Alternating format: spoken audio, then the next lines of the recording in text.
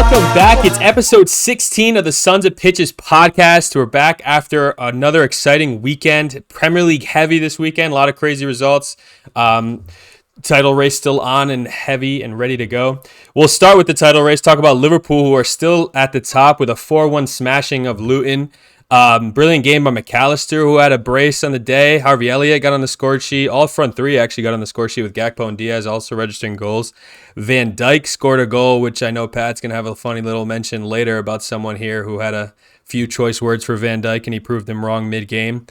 But just as the game goes in general, how did you guys feel? Well, I thought it was a pretty typical result for Liverpool overall. I mean, I think 4 goals against Luton is kind of just normal stuff. Their attack is flying. They can't stop scoring at this point. From a Luton standpoint, I think they're kind of getting found out now. They can't really be the team that is pushing like the pace of the game and dictating play. I don't think they have the quality of players to do it, and they're really starting to suffer now. They conceded a lot lately. I think I have it written down here. Yeah, they have conceded 4 in their last. Conceded 13 in their last 4. They haven't won any of those games, obviously. And they're back in the relegation zone, which I know, Nate, you said that you thought they were going to be staying up, and I think a lot of people probably thought that they were going to be staying up. But I think the fact that they're getting found out and combined with Everton being awarded 4 points back is going to make it really, really hard for them moving forward. I don't know about you guys, but other than that, I really thought it was a pretty typical result. Yeah, I agree with that pretty much. Completely. Yeah, I think Luton have been found out that like their chance of staying up is going to rely on their performances against the bottom half teams, which typically hasn't been as good. They're usually winning the games they shouldn't be winning that in the past.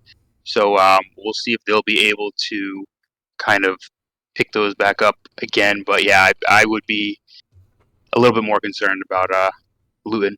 Yeah, they've fallen off a little bit. I know I was hyping them up. I mean, there's still a little bit of hope, but it looked better a couple weeks ago. They just didn't maintain that momentum that we talked about that they had gained. I mean, they went undefeated since in the new year up until they lost to Sheffield, which is what we had pegged as one of their most important games, because obviously Sheffield looking like one of the worst teams in the Prem, and then losing to them and dropping all of those points, and then to lose to Pats United and then now to Liverpool is tough. And they, as day of recording, they just lost to Man City in the FA Cup 6-2. I mean, obviously conceding 6 goals is unreal after conceding 4. So 10 goals in 2 games doesn't look good, and now they got to host Villa next week. So it looks tough for Luton, and my prediction might go haywire, but I don't know. There's still a little glimmer of hope for them potentially. Yeah, one other thing I wanted to say real quick too. I don't know if you guys saw the clips of this game last week. Luis Diaz's dad was in the stands, and he had short sleeves and gloves on, just like Luis Diaz. I thought that was a pretty cool moment. His dad shows a lot of passion in the stands. There's been some pretty cool clips of him the last couple of days celebrating with the fans and stuff on the train. So I just thought it was pretty cool to bring him up. I don't know if you guys saw any of that. No, but I have seen other stuff of him where he's just kind of going nuts in the stands, so that's cool to see. Yeah, I was going to just touch on the 2 teams. So I wanted to also say Harvey Elliott's been putting a pretty good string of games together. Not a big Harvey Elliott fan up until, well, really ever, but just can't really disrespect him at this point. I mean, he's kind of made his way into the team. He's playing good, filling in the spots. So that's, great for him. A side piece to Luton, I do think that it's 2 games in a row now. They try to really push the play and control the game, and they just, like you guys said, they really just can't do it.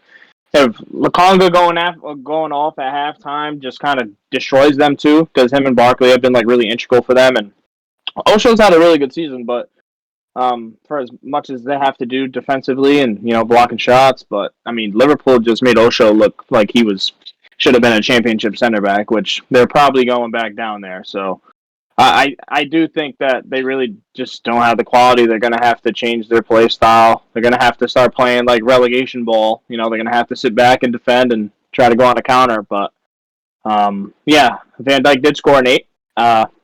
You know, so we can get to the FA Cup if you want to roll into it now. Sorry, the Carabao Cup.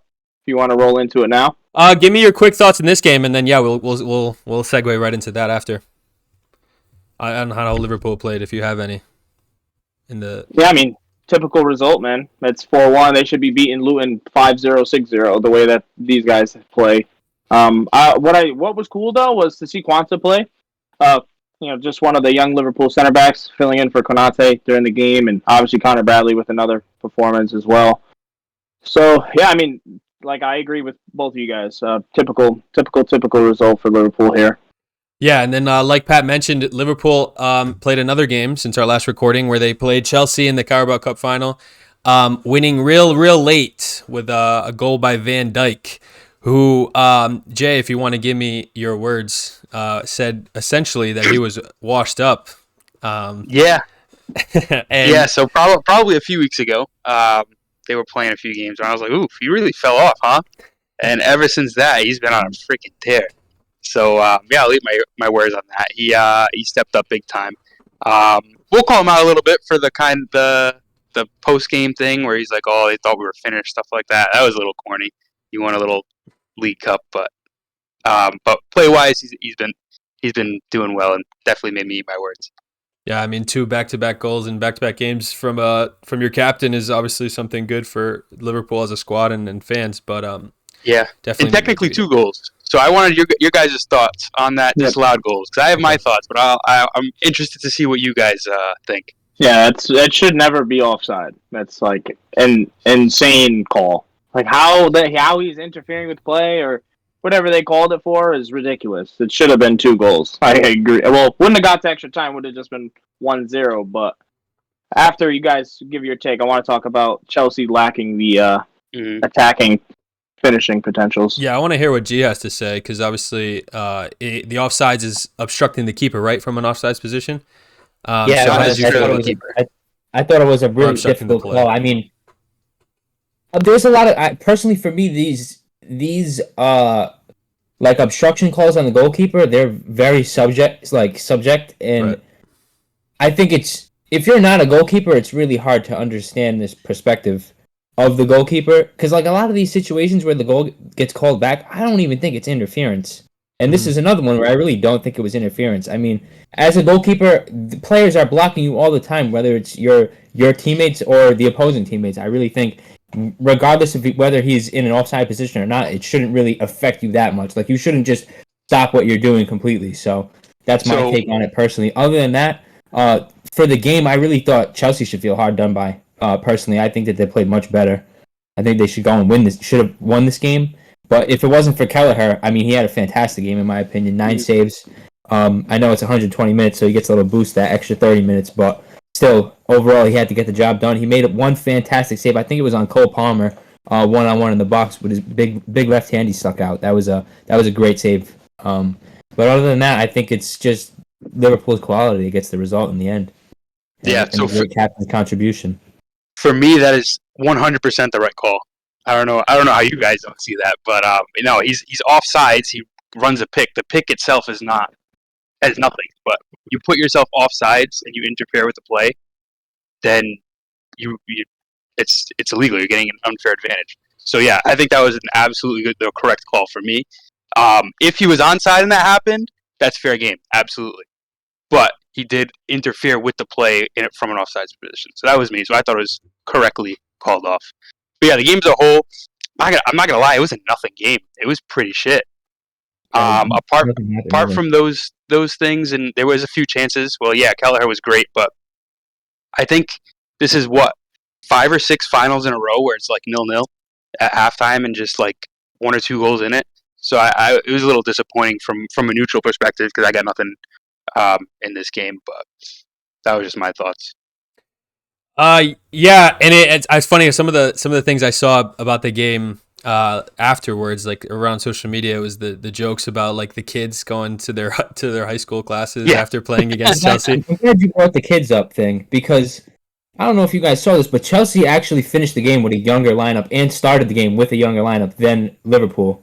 But everyone's making the point about Liverpool's kids, so I don't know what you guys' takes on it. But they had a younger combined age than Liverpool's squad, so I don't know why everyone's so up in arms about Liverpool's kids because Yeah. I mean Chelsea have a lot of kids, probably even more kids. So I mean, for me, yeah. I think Liverpool is just those are players you don't expect to play. Those are the Right, guys filling in for that's where I injured was players and having to get forced into a team. Yeah. Whereas Chelsea somehow right. has gone with a team that young on purpose, and that's their goal. And I don't get why, but how you spend that much money and that's what your result is. But I think that's the reason why. Whether it's fair or not, it's up for debate. Because I also think the Liverpool players would be better prepared than the Chelsea players, even though they are barely playing. So.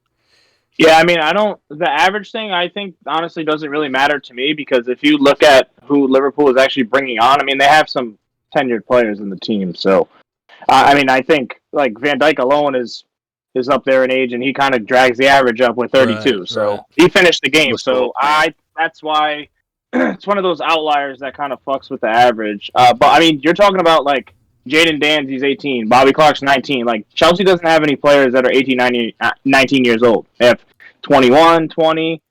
I think Madueke is 21. He might be the youngest one. I'm not. Cole Palmer, I think, is also 21. But I know Gusto's young, too. But Yeah, he's 20. like 18, 19 off the bench rather than, like, the starters are 20, 21. Bradley started. He's young, too. So I just think, like, Liverpool's team overall, like, the subs, I think they were emphasizing because they really finished and went into extra time with all kids. Right. Because all the gentlemen were on the bench tired. So it's I was pretty impressed, honestly, with all of them. You saw Darwin injured, jumping fences and running up to go celebrate. Yeah, that was crazy. Yeah. But I wanted to talk about Jason's point because now we're on the game. Jason, I did call you crazy. I think I was the one to kind of stamp you with it. But yeah, I mean Van Dijk is. I don't know. I was looking at some stats between his Ballon d'Or nomination year when they won the Champions League final to now, and he almost has the same stats with 0 players dribbled past. I think maybe he's up to 1 this year, which is crazy. So I mean, like G said, captain's contribution in the final comes up huge. This is 3 Man of the Match awards in finals for Virgil van Dijk. 2 Carabao Cup Man of the Matches and Champions League final Man of the Match, which is pretty outstanding for a center back, especially in, you're talking about the 0-0, 1-0 games, especially between these two guys. I mean, we always see 1, 2, maybe goals. I mean, you guys remember the Champions League final, but the other final between them was like 0-0 until the last minute, so it just is regular season, same thing, 1-1. It's like it's repeatedly always close games with these two. So captain's goal and those scenarios are always feels like they're always written and waiting to come. Where do you guys rank Van Dijk in the all-time listed defenders? I know there's been a lot made this week of where he ranks. A lot of people are saying he's the greatest of all time. He's better than Maldini and this and that. I personally think that's outrageous, but I wanted to know what you guys think about that. I mean, He's got a crack. Go ahead, Nate. Yeah, actually, I think I know what you're gonna say, and I'm actually gonna say the same thing. He doesn't even top the list for Premier League defenders. Never mind all-time defenders. I think he's excellent. I think he's one of the best we've probably seen in the maybe the past decade. I think we've been shy probably in this generation of really really super talented defenders. We've seen a couple in our lifetime, but I mean we're already 2 decades deep, so it's. Most of those came in the early portion of our lives, so I think he's definitely one of the best that's come around recently. But it's all time. There's been so many good ones, and football is completely different too. It's hard to make that. He's died now. Yeah, I absolutely agree. Do I think he's brought back a little bit of that classic "don't get beat" strong defender? Absolutely, but as far as best of all time, that's a huge reach. Yeah, it's not even close. Yeah, I agree. Not of all time. Like I was gonna say. Took the words out of my mouth. He doesn't even crack Premier League. Right. There's no way that he's better than John Terry. Never mind Vidic. Right. Never mind Ferdinand's longevity, all the trophies these guys win. You know, like maybe skillfully he's probably might be better than Ferdinand, but everybody forgets Ferdinand when he was younger with the cornrows. Yeah. When they bought him for the record fee, he put on like 6 years in a row of straight dominance. You know. Yeah. And then after that, the tenured captain. So I agree, though. It's not even a question of if he's one of, like, sure, maybe in the generation, but all time, no shot. But honestly, in the generation, there's not much competition. Right. Exactly. Which is the tough part. Yeah. So I think the names you would mention now are aging out. Like, if you were to quickly name a couple defenders that you've actually seen, you'd say Company, you'd say Ramos, you'd say Thiago Silva, but their primes were already when we were younger. You know what I mean? Van Dijk's come later than that. I think an argument that could be made that season that he was up for the Ballon d'Or being one of the best defensive seasons for a single player. Sure, you know what I mean. That single season, absolutely, that's in conversation for that. But as his whole career, I don't think so. Just as a quick yes or no. Oh, go ahead, Jay. I was gonna say, and that's really my point with the falling off thing. It's like he was Ballon d'Or level, and now he's hasn't been able to stay there. So I guess that's where the fall off per se would come. I mean, he's still a fantastic defender, probably one of the best center backs in the league, still easily. Right. So I'll give you that. Yeah, I mean, like I said in the other pod, though, like for him to like basically blow out his knee and come back at 6'5" and play like that, like you. I mean, like you gotta. He had that 1.5, 2 years where he didn't look like himself. Sometimes last season a little bit, but like this season, he's really like got that year back. I think, and I really think that he's. Well, I said it a couple weeks ago. I think he's back. So he looks back to me for the last couple months. So I think he's having an incredible season and with his partner. You know, my guy Konate. So. Real quick though, obviously we said he's definitely not the best, but I just want yes or no's from you guys. Do we think that he's in the top 10 all-time defenders? G, yes or no? World or Prem? We'll do world or center back. Center back. We'll do center back. World not even close. How about Prem? In the world? In the Prem? Yeah. Yes or no for top 10? Top 10. Top 10? Okay. Top 10, yeah. I honestly probably got him top 5 Prem. I'll probably have him at 4 or 5. Yeah, because I mean, like, who really can compete with him? Right. The 3 guys I named are 1, 2, and 3, basically. Right. And maybe you throw like I don't know, Tony Adams. Company. But they're fringe because I mean, Company did, but Carvalho didn't play enough. But yeah, I agree. I think top 10 Prem. Yeah. Definitely not in the world. Heat. Definitely not in the world. Okay, yeah, I think we're all in agreement with that. Let us know down in the comments if you think Van Dijk even sniffs best defender of all time and where you think he might rank in the Premier League defenders of all time. We obviously don't think he's on the previous list. But up to another game that had some implications for the top of the table. City managed to get 3 points. Keep that margin to just 1 point. But honestly, in this game, I think Bournemouth had a good account for themselves. I think this wasn't your usual City domination type of game. I think other seasons you might see City run away with a game like this, 3 or 4-0, and the 1-0 is obviously on paper a decent result. 0 points for Bournemouth, but they can take that with a little bit of joy. How did you guys feel about the game? How it played out? Well, like you said, I think Bournemouth not getting blown away in this game is really all down to the credit to Andoni Iraola and the change he's made at this team. I thought Bournemouth were actually really good in this game. I think they could have definitely come away with at least a point in this game. But it was City's quality that got the job done in the end. They only needed 1 goal from Foden. I thought Foden was brilliant throughout the whole game. He was finding all those little pockets of space that you normally see him finding space and getting the ball.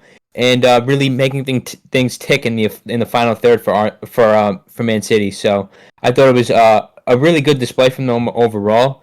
But again, they've been really shaky, and I thought they were shaky in the second half of this game, like they have been in the better part of all the season. At some point, there's a period of 10, 15, 20 minutes where they do this in every game.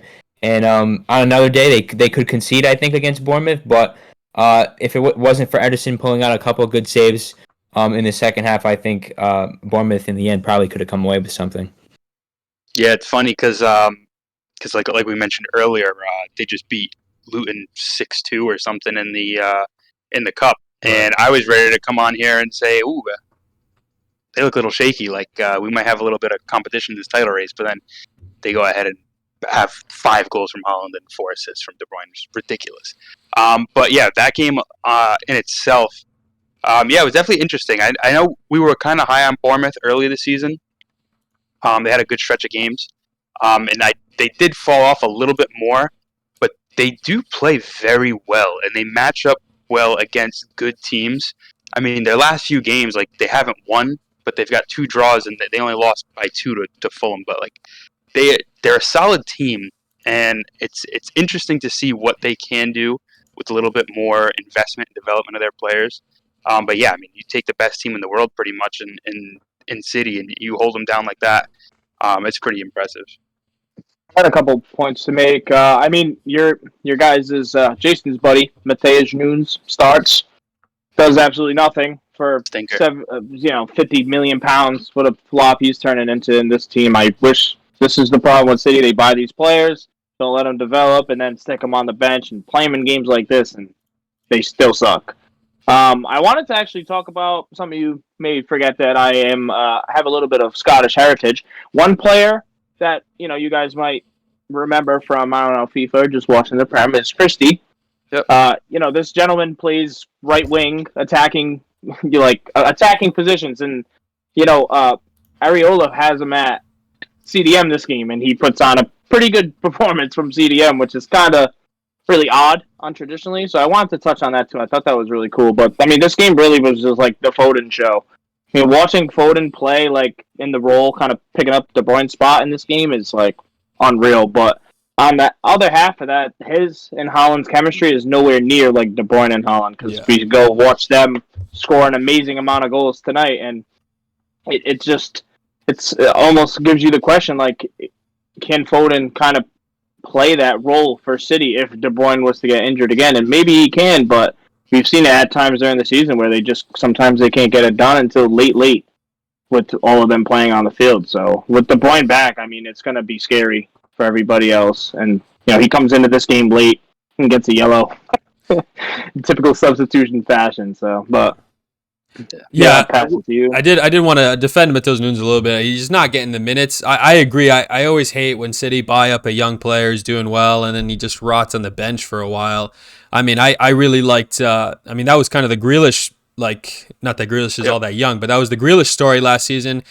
Where the season before that, him at Villa. Why am I? Yeah. It was obviously phenomenal. He's one of my favorite players in the Prem at the time, actually. And then he gets the move to City. And not the biggest City fan, but I was like, okay, maybe he can play with some world-class players and it'd be exciting. But then he just doesn't get on the field all that much, and it's terrible. And Matheus Nunes was one of Sporting's best players in their title-winning season, and then goes to City and then just rots on the bench. Every now and then he comes on. He's had a couple of good performances off the bench and starting when he gets a chance, but other than that, it's just bang average. But what can you expect from a player that only sometimes gets a chance? He had a decent game today in this. But it was a City thrashing, so everybody had a good game. But Pat, actually, made a good point about the KDB and Haaland chemistry, because obviously everybody talked about how good Haaland was last season. Obviously, he was phenomenal, unreal ability. But a lot of people know, but it's important to highlight the fact that KDB puts in a lot of that work too. You know what I mean? He sets him up where he can't even look bad. It's hard to look bad as a striker with KDB behind you, to be honest. And then Haaland, to his standards, has been a little quiet, obviously, since injury. Give him the benefit of the doubt, of course. Of course, scores 5 today, so he silenced all of that hate. But previously, he's been struggling to reach that same form, which was unreal, alien-like even. But yeah, actually, I'm glad you said that, because it might be because he's missing that KDB supporting him from behind. Yeah, and I think that with KDB, that just comes with age and experience. Right. Like, he's just such a seasoned pro. Like, he can play the games as eyes closed if he tried. Foden will continue to improve, and he'll be able to make that connection with anybody. Right. But yeah, it'll get there. Yeah, it'll get there eventually. And then one more point down the Premier League table, we do have Arsenal, who also had a really big game this weekend where they smoked Newcastle 4-1. Newcastle continuing to struggle. We've highlighted every other week or so how, injuries and suspensions, all the things have really kind of hampered Newcastle despite their big money injection. And they just don't look all that great. And Arsenal, despite losing that game to Porto, come into the league this weekend and look absolutely the best versions of themselves. Havertz, who for me is, I don't often like him that much, but coming a lot of scrutiny too, and he gets two on the score sheet, a goal and an assist. Rice looked fantastic. Saka, Martinelli, each registering in a goal and assist respectively. So it was a fantastic performance to them. So that's definitely a conversation for them, that they're not out in the title race, and maybe a message to Porto too, that this return leg is going to be a difficult one for them. How did you guys feel? Yeah, Arsenal put their Champions League demons to rest pretty quickly in this game. They look back to their usual best. I think the most unbelievable thing I've seen from this game so far in the last couple of days is that they've scored 2 or more goals in the last 7 halves of Premier League games, which is unbelievable. Like, that's an outrageous stat. It's the first time it's ever been done before, which is just absurd. And I think that really tells you how good their attack is doing right now. They're firing on all cylinders. They're up to 6 wins now in 2024. They haven't lost any games in the Premier League. They've scored 25 goals in that time, and they've only conceded 3, which is just unbelievable. And I think, yet again, it's the set pieces that are making the difference for them. Every time they take a free kick or a corner into the box, it looks like they're going to score. And I think Newcastle, who I think is a team, if anyone poses a threat as much as Arsenal does with the size of the players in their team, when you look at players like Dan Burn, I know he didn't start this game, but you have big center backs, big midfielders in this team. And, Arsenal pretty much bullied them on every 50-50 ball and every set piece in this game. And it just looked like they had a lot more desire and belief in this game than Newcastle. Obviously, Newcastle have been struggling this season. They're now 12 points off the top 6, and really nowhere close to achieving another European dream like they did last season. So I think this season is just about a write-off for Newcastle. And Arsenal, if they can keep playing like this, it's hard to see how they're going to lose. Who can beat them if they're going to play like that? I really don't know.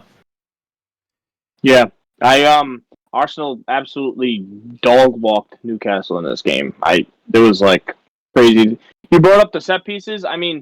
Gabriel has like more goals than like Rashford in the Premier League, all from corners and set pieces. Like, it's like ridiculous. Yeah. He doesn't get one in this game, but like, previous game, they always look threatening on corners. I thought that's a fantastic point you made. Rice made Bruno look like his bitch in this game. Bad. Rice has been, we talked about the whole price tag thing. We talked about maybe Rice can live up to the £100 million price tag that they paid for him. And I think, honestly, I think it's already wrapped up. I think he does. Because now that he's in a better team with the better players, it just makes him look even better. And it's like insane to even say that because how good he was. But you guys kind of highlighted it all. The front three is on the score sheet 4 times. Kind of seems like back to that Arsenal that we were seeing at the beginning of the season. And I always butcher his name, but Kiwior. Yeah, Kiwior. Thank you, sir. That's another game with a great performance. He scores a goal. I know that he's not a left back, but Arteta's putting him in the team, and he's finding a way to play good and you get an assist, get a goal. So those are the players that really do help in the long run for these champion races. The uncharacteristic goals. So hopefully we get to see more of him scoring, more of him playing with Zinchenko out. But yeah, classic. This should be a wake-up call. Like you said, got rid of the Champions League demons quick. So this is going to be wake-up call for Liverpool and City. Arsenal is for real coming. Yeah, definitely credit to them for coming back from that horrid performance against Porto and coming back with a good result, because it's an easy game to kind of turn into a few bad performances on the bounce, which they are no stranger to having one performance lead to a terrible run of form. So yeah, big credit to them for that. With the Declan Rice price tag, to me, it's not worth it unless they win the league and start winning silverware, because this is really the same place they were at. I agree, he makes a team better. He is way better with good players, but I feel like to justify it, you got to win the league. But that's just in the context of the Prem and the exorbitant fees, it already proved itself. But to me, I think you just need to win. But on the Newcastle side, they're getting a reality check, them and their fans, because they were in this space where they believe they were a top 4 team and they would be for the next 10 years. And the way they've been playing, They're just nowhere there. I think they definitely overperformed last year. We'll grant them the injury stuff and all that. They should be around a 10 to 6th place team pretty much every year, and occasionally push into that top 6. So I think this is pretty much where they belong, especially with this squad. Unless they can get some better investment, which they have the money to do. If they can get some better players in, then I think they'll have a real chance. But yeah, they're basically just an above average Premier League squad with a couple of future stars on their hand, and that's about it. I mean, personally, my thoughts on Newcastle. I think if Tonali doesn't get suspended with the whole gambling thing, and Joelinton stays healthy, Callum Wilson's in the team, and then Nick Pope in now, I think they're still a top tier caliber team, and I think there's hope for them if they take that probably a couple $100 million that they have in the bank now and start getting some good players. Yeah, right now they're definitely just not looking up to it. They can't spend right now. They're I think they're in the same financial situation as a lot of these Premier League teams, like Everton and Nottingham Forest, where they need to sell before they can buy. So it's going to be interesting to see what happens with this squad moving forward. What happens when you buy 40 players and Nottingham Forest, they buy all these players and then they still suck. And not get by anybody else. It's just stupid because the way the financial fair play is very simple. You need to bring in the same amount of money you spend. Right. So the fact that you can allow yourself to get in here and you just are so stupid financially, you can't predict that you're going to lose revenue and players could potentially not be worth it, is just stupid. So like, I have no sympathy for those teams. Newcastle, I think the difference is that they have the investment and they're kind of have their hands tied behind their back. I don't think they've been bad with their investment. I just think they haven't necessarily gone for the top 4 players, like a top 4 team type of player. They've kind of got that where they are now, the 10 to 6, the best of the rest type squad. So I think expecting to be up in that top 4 and fighting for that is just not smart for them and shouldn't be the expectation. But yeah, like you said, they are definitely hampered. They've got a starting midfield missing with Joelinton and Tonali out, which would help them big time. Yeah, and I think those two in the midfield. I mean, that's a top 6 midfield right now. I mean, that's a big strong team. Well, and I think Newcastle's only issue for me in the financially is just the fact that they don't make sales. They haven't made exuberant purchases. I think they've actually been pretty smart with how much they pay more or less for a player. So I can't complain. Yeah, they're doing it right. Yeah, they just need to make some sales, of course, because that's the other half of it. But you mentioned Nottingham. We'll get to that game where they duked out a 6-goal thriller against Aston Villa. 2 goals from Douglas Luiz. McGinn on the score sheet with an assist. Leon Bailey with an assist and a goal. Ollie Watkins getting on there. Gibbs White getting a goal for Nottingham. Nottingham had that whole big team rehaul, and they just haven't shown next to nothing for it in terms of after their promotion. It's just ridiculous throwing away 20 players that got you into the Premier League and then getting 20 that can barely keep you in it sometimes. But it's still an exciting game from a neutral point of view. Watching 6 goals get in, I mean, that's what most of the people look for, right? Is the goals in the back of the net, and we got a lot of them. But another big game in the Premier League. I know Pat has been itching to talk about it.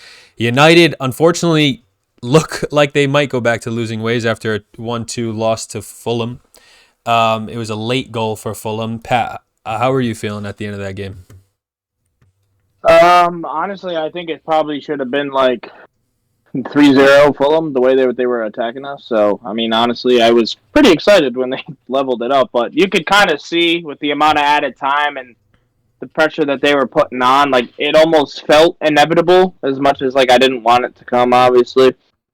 But I wanted to touch on something. I know G's John Luca's a very Ten Hag out supporter. So one thing I wanted to bring up, though, is some of the breaks that Fulham get, the system to me is very confusing because you have Casemiro pushing, like, all the way up to the end line.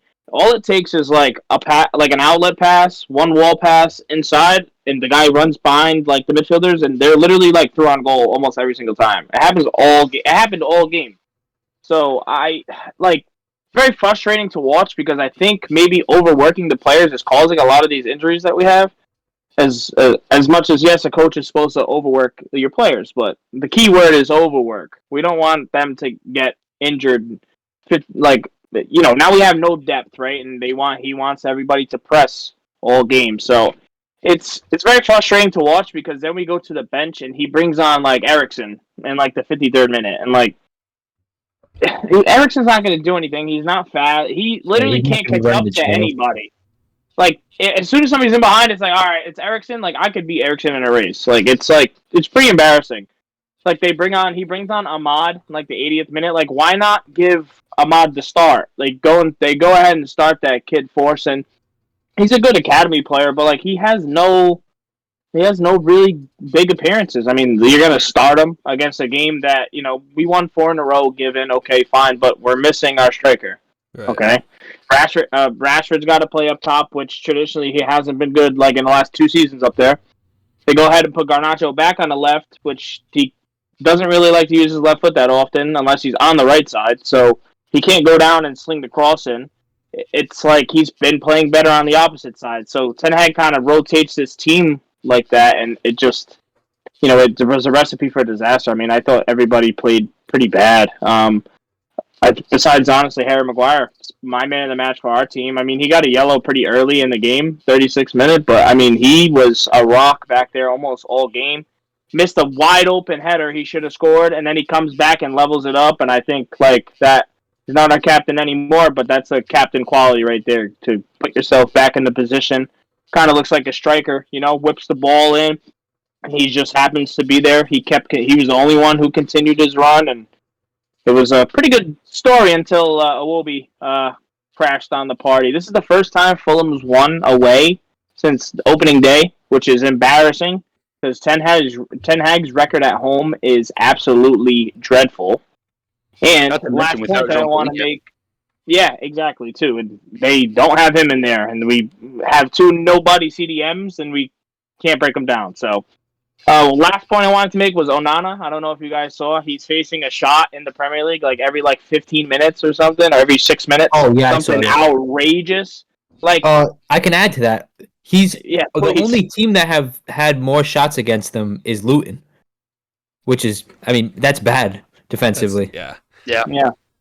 And so I think that kind of goes to my point I've been kind of bringing up is having a partner with Mainu. It's Casemiro is vital to this team because he's the experience, but he just isn't the same player he was. And 2-3 years ago, I bet you if he's in this team, Onana's maybe facing 1 shot every 60 minutes because that's the type of impact he had. And then, he only gives you 53 minutes. So, I think you lose the midfield battle. It's a weak team. It's a really weak team. And I think to your point, Patrick, I think if you're overworking these players, you have to know which players you have available to you. And when you have aging center backs coming off injuries, players at the end of their career, players that don't play a lot, you really can't do it that way. And I think that's kind of what's happened. I think Mount's always been an injury concern. Johnny Evans is ancient. You've got Luke Shaw is injured all the time. Martial is injured all the time. You got Maguire, Varane kind of in and out of the medical tent. So it's like you have to know what you got, and I think that it's probably a little bit self-inflicted. But I will say I do like the way Ten Hag is not afraid to integrate the young players because that's how you got Garnacho. That's how you got Mainu. And they're now perennial starters, and they're the future of your club. Right. But I will say the decision to not make it somebody with some experience like Ahmad was pretty dumb. And Anthony, crazy. How is he coming in for a 1 minute appearance in the 90th minute after a $100 million price tag? That's wild. And for your sake and for world football's sake, I hope Ineos switch this thing up and stop with the absorbent price tags and paying stupid money for players like him, like Sancho, and get rid of these crazy wages some of these players are on to do fuck all. Yeah, yep. It's insane to me. You mentioned the midfield battle. It's just no disrespect to these players, but you got Harrison Reed, Sasa Lukic, and Andres Pereira, and a little bit of Harry Wilson from the wing. beating out the likes of Bruno Fernandes, Casemiro, and how good Kabi Mino has been. And it's just like, that should not happen in this game. And then not to mention, and like I've been kind of against Ten Hag as a manager, as the right manager for United, that is. And you look at you're losing the midfield battle and you're like, who am I going to throw in there who's really going to solidify my midfield? Eriksen and Scott McTominay. That's like, and granted, that's all he's got going for him on the bench, but like, that's just not how you're going to recapture that game. And but I mean, that's all he has at his disposal right now. I did want to interject though. Jay, I know you did say about Casemiro, you guys talk about him, but he did get hit in the head and he had to come off. Right. And both goals came after he was subbed. So, but that's what I mean. And that's my point. Mine needs that partner. Yeah, and they bring Eriksen and McTominay in, who can't play CDM. So do they score those 2 goals? Maybe not. Maybe. We don't know, right? So it's kind of like falling at the sword again. We have no subs, no depth. Everybody's injured. So, Nate, to your point, Jason, to your point, it's like they play good together as much as like, the Mainu's rating 6.6, whatever, big deal. Like, he does stuff that's not on the the eye test. Exactly. Yeah. So like it's kind of just this one was really unlucky. We were like pretty much kind of defending really well. So but to your guys' points, I think you guys bring up 2 good ones that I've been kind of saying for a while too. So I appreciate the sympathy. Yeah, I think United need like a revamp, and I know we've said that in group chats over the past couple of years, and it's just really easy to say, but it's to the point where like the signings have to be smarter. Like João Palhinha goes up on the market right after the great season with Sporting, and he's looking like a really top player. He's getting into the Portugal squad. He can really solidify a midfield, and United needed that kind of player. Obviously, eventually, couple of transfer windows down the line, they get Casemiro, but they don't sign a player like that when they have that option. It just hasn't been smart business window after window. Yeah. You should be signing players that may not give you a 10 out of 10 performance or like they look like they have the ability to do some absolute world beater shit, but need to solidify this team, give you 6s and 7s and 8s consistently week in, week out. You know what I mean? Not the once in a lifetime 10 out of 10 and then every other week it's a 4. You know what I mean? It needs to be consistency, and there's just not enough of that. I mean, it's just there's still that mindset that they need to have stars. They need to have the best players in the world, and they can. That's it. And but they forget they're cutting themselves short on their ability to develop players. Yeah. Like Rashford's been your top goal scorer the last few years. Came from your academy. Now Garnacho, you've developed. Mino, you've developed. Like you have players you've developed. I think you need to turn to them. Even McTominay, as much as we trash on him, he came from your academy. Right. He's scoring goals for you. He's contributing. Exactly. So I think they need to rely a bit more on that. I mean, they're not great, but you've got other Manchester United academy products starting in other Premier League teams. They're not fantastic, but I mean, they can get you by. They'll give you the same performance that you're getting out of $100 million Anthony, if not better. So it's like, being a little bit smarter with that I think would be huge for them, and I think you'll get a little bit of that with Radcliffe.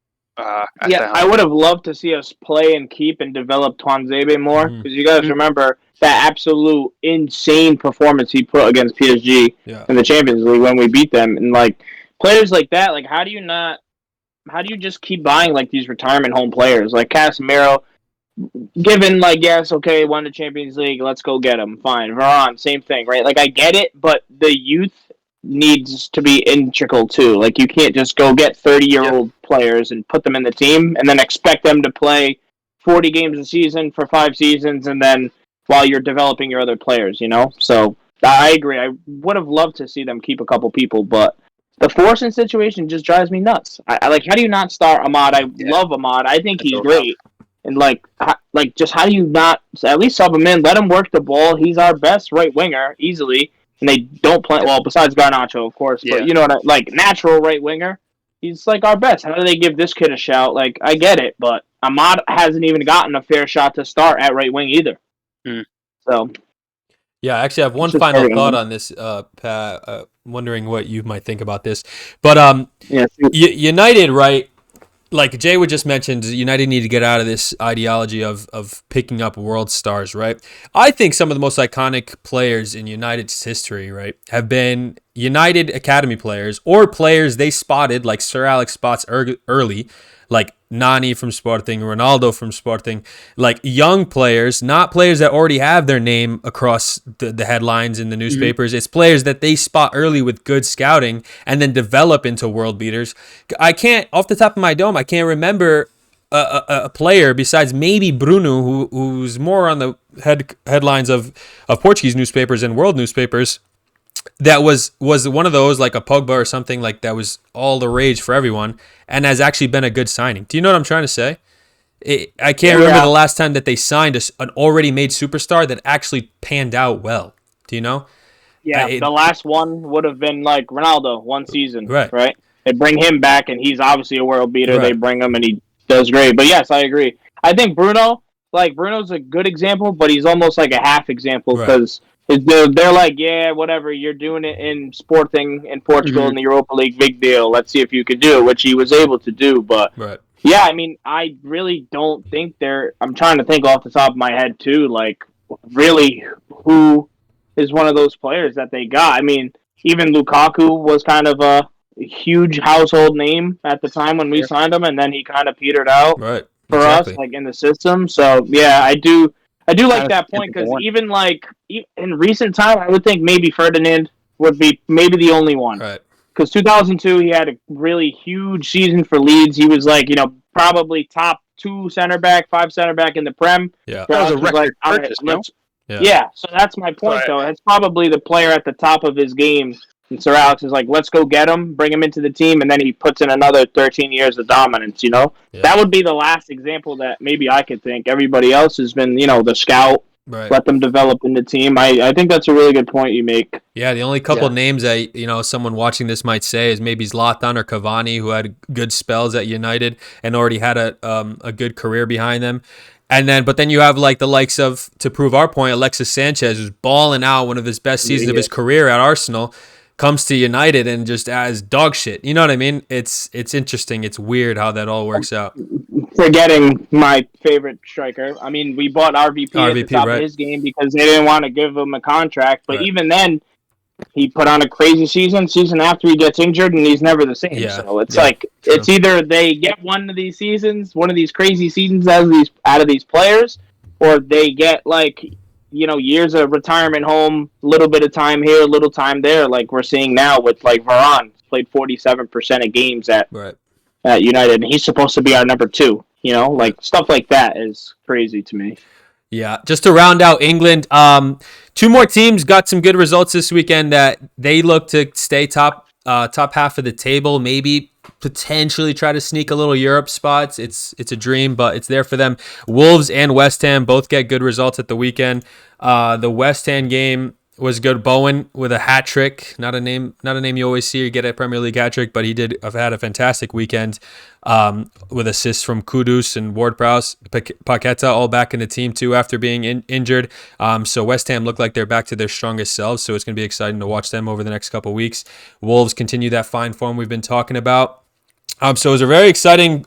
The Premier League title race is hot.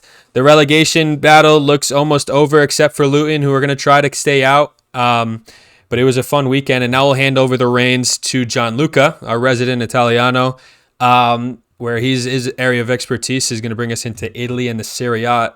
G, tell us about the weekend. Yep, that's right. I'm doing it solo this week. My brother's not here with us, so I'm going to start us off at the bottom of the table. The relegation fight is really, really heating up in Serie A.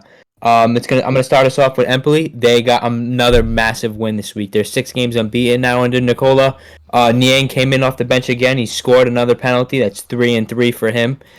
He's really showing what it means to be a Serie A quality player to a lot of the players in this team that kind of needed it at that point in time when they were really struggling. I know a lot of us during our halfway point prediction said that we all thought Empoli were pretty much written off for this season. We're going to go down, so they got a great result. Sassuolo, on the other hand, who lost this game, they continue to fall like a rock. They're really, really struggling now. They're only 3 points off the drop. They're level with Frosinone, which they're on 23 points. And then we have three teams tied on 20 points, which is just crazy. And I'll get to those games quickly. But after that, we had Salernitana lose again, who they continue to suck. I mean, they're pretty much out of the relegation fight completely.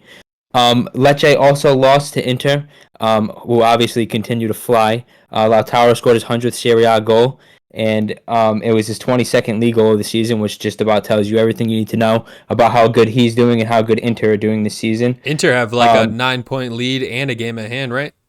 Yeah, they're absolutely flying. It's almost done So and there's dusted. like I think I said it during our halfway prediction that I felt like Inter pretty much already had one hand on the title, even though there were still some things to play for left in Serie A. But I think it's just about done now. They're definitely gonna go on and lift it, in my opinion. So after that, let's see, where else are we in the relegation fight? Um, yeah, like I said, we have 3 teams on 20 points: Sassuolo, Hellas Verona, and Cagliari. Hellas Verona, who had lost to Bologna 2-0 on Friday night. Bologna, who took, in my opinion, a massive step forward in their hopes of making the Champions League. They jumped into 4th because of the result later on this weekend between Atalanta and Milan. But things just keep looking up. Like I know we talked about it last week a lot with Bologna and just how much it really means to the fans. They're historically a pretty big club in Italy, and honestly, as someone who's watched Serie A my whole life, it's actually pretty nice to see a team like Bologna up there fighting for the Champions League, even if it's at the expense of my beloved Roma. That's 5 straight wins after their worst 5 games in a row that they had before that. So it's actually an incredible like resurgence in their form. And I think it was kind of inevitable for them to have a little bit of a low, considering the style of play that they have. And they had a lot of players out with injury the last couple of weeks, but they're pretty much back to full strength now, and you can really see that showing in the results that they're getting. They're really kicking on. And one thing I was going to say, G, about go ahead. Bologna, I wanted to ask you. So Bologna all this season has been playing their 2 keepers back and forth. Mm-hmm. Like one game, Scarupsi will play, and then the other game, what's his name? Ravaglia. Yeah, Ravaglia will play. Ravaglia? So I wanted to know from your point of view, like who do you've probably watched both of them play, and they're kind of trade the games pretty even. It's probably like 60-40. So I just wanted to get your opinion on like which keeper you think is maybe better. I know Scarupsi's older, it's probably the number 1, but doesn't really look like it the way they play both of them. Yeah, it's definitely interesting what Motta does with his goalkeeping staff. He rotates his keepers a lot more than pretty much any manager does, really. Scarupsi's been the number 1 in Bologna for a long time now, probably the last 4 or 5 years. He's someone that came through at Roma, so I am very familiar with him. He's a great keeper. He's someone that I always thought was pretty quality. But Ravaglia is pretty young. He's coming through. I think he's better with the ball at his feet, and he probably suits Motta's style a bit better than Scarupsi does. That's not to say that Scarupsi's not good with the ball at his feet, but Ravaglia is just a better keeper with the ball at his feet. And I think it's kind of like a passing of the guard almost. I think eventually you're going to see Ravaglia become the number 1. It's almost like a transitional period almost. Mm-hmm. That's so really, without that's like really the what it is there. disrespect, right? Mm-hmm. They don't want to like disrespect their number 1. Yeah, But at the same time, kind of what I was seeing. He's still quality, you know. He's definitely good enough to be the number 1. It's not like our situation at Roma, you know, where we have the number 1 in Rui who sucks, and the number 2 is better. So, yeah. All right, I appreciate that. I was just trying to see because you figure they're probably trying to get the young guy in there, make a name for himself. Maybe even sell him on practically or sell Scarupsi on and show that they can still play. So. I just wanted to get your opinion on that, so I appreciate it. It's definitely a good point you brought up. It's interesting he does that. I'm glad you did. But yeah, other than that, the other pretty big results I would say in Serie A. I'll talk briefly about my Roma before we talk about the Milan Atalanta game. But Roma got a pretty, I would say, expected result. The most notable thing, I think it was pretty funny too. Before the game, a Torino assistant. I don't know if you guys saw this. He got caught in the bushes. He was in a tree with binoculars, and he was supposedly spying at Trigoria, watching our training sessions last week. So that's pretty funny. Obviously, he didn't learn too much, but we ended up getting a great result. I think we sucked in this game for probably 45 minutes. I think the first half was terrible. We played terrible. Torino's pressing was really making the difference, and we couldn't get out at all. and they probably should have been winning at halftime. I think we were pretty lucky to go ahead with the penalty that we got. And then Dybala just turned on the style in the second half, claimed his hat trick. Torino scored a late goal to make it interesting, but other than that, it's a huge 3 points for us in our chase for Europe. And then the big game in that chase for Europe. I'm curious, actually, real quick, before you move games.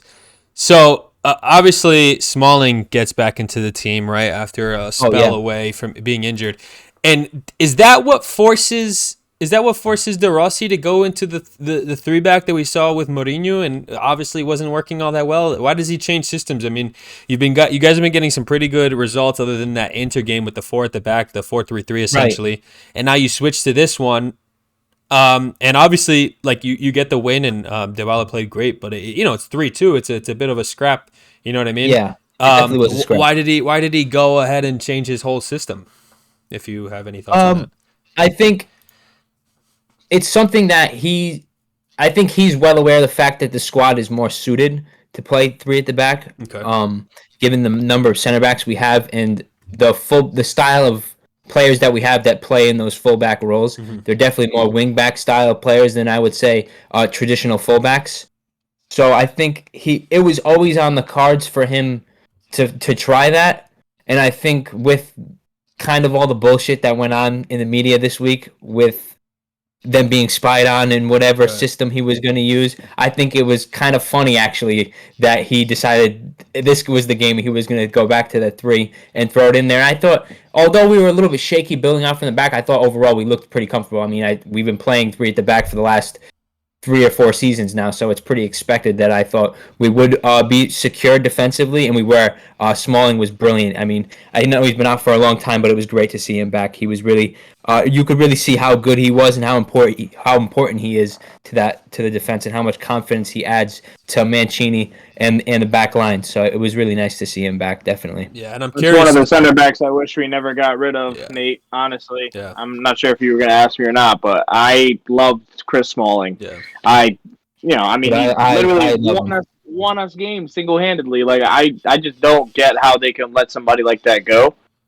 Another product of United. Yeah, but, that's a surprising move for United. I remember when he left, because he seems like a Premier League quality center back. I mean, he is. You know what I mean? And he's got that huge stature, he's one of the best in Serie A. You know what I mean? He's got that Van Dijk build. Like, he's big. Like, you know what I mean? Like, that's a big boy. He was already starting to kind of like be the outcast, and like he was the odd man out in pretty much every squad at that point before he left. I don't think he was really even favored. Did he leave under Mourinho? Yes. Was it? Yeah, he did, because they made a big stink about it when he came. Yeah. I don't think he Mkhitaryan left United, came to Roma when Mourinho was there, and then Mourinho came to Roma, and Mkhitaryan and Smalling were both there. Yeah. Yeah, it's interesting. Yeah, I mean, 323 games for United, and then they just and Mourinho just lets them go. Like that drives me nuts. Some of the players Mourinho bought and sold were like this guy's got to be kidding me right now. I was like pretty unimpressed with that one, but I love to see Smalling come back and play good. I mean, we're talking 34 years old, still kicking. So yeah, and he's been out for a long time. Hey, Mourinho. He really struggled coming back from that knee injury, so it was definitely good to see him back. I was actually shocked that he started. I thought, if anything, his first appearance back was going to be off the bench, but I think it shows a lot where he's at in terms of his fitness to start this game and get a good amount of minutes. So I think it's really good for us. Be grateful, Pat, because Mourinho wins you an Europa League with one of the worst United sides we've ever seen. So, but he signed the accomplishment. Second. And the second place to City, but I had one more question before we move to the Milan game. Go ahead. Man on fire, Pellegrini, right? Who's been your best player in the last couple of games, especially under the De Rossi tenure. Does he get lost in this system? Because obviously he wasn't shining so much in the 3-back that Mourinho was putting out, and then doesn't have his best performance on the day. It's just one game in this system, but does he get lost in this 3-back? Does he prefer to be free on the wing, like on the width of the midfield? I think in this 3-back, I don't know if he has more defensive responsibilities, but I think he has like less runners ahead of him. Do you know what I mean? Right. Like when it's the 4-3-3 or if it's a 4-2-3-1, he has 2 or 3 people ahead of him all the time where he can play those balls like a wall pass off of, or play it to a runner in behind. in this 3-back, if Angelino isn't making a flying run because Christensen doesn't have the legs to do it, if it's not Angelino or Asmoon, really, he's got nobody else really to play a ball that's going to get him an assist or something that's going to help him progress up the field in the way that I think he normally does. Okay. So I think he's kind of, it's not really that he gets lost. I think he's just asked to do different things in this formation. Okay. I think he had a good game overall. I thought he was spectacular again. But he's just asked to do different things than normally. Yeah, that makes sense. So, yeah. So on to that, we'll go to the big game, in my opinion. Well, actually, there was two pretty big games after that. But the first being AC Milan tying Atalanta 1-1. We saw Leao score a brilliant goal. It was his first Serie A goal of the season, which is crazy after 26 match days that he's only managed to do that one time. But I think it's a result that Milan fans should be pretty disappointed with, in my opinion. I think they should feel like they should have came away with 3 points from this game. I thought the penalty that Atalanta got was pretty soft. It's kind of a dive, in my opinion. I know my brother felt the same exact way. It's a pretty bad flop from home, but nonetheless, VAR awards the penalty, and Koop Miners scores again, like he seems to do every game for Atalanta, even though he's a center midfielder.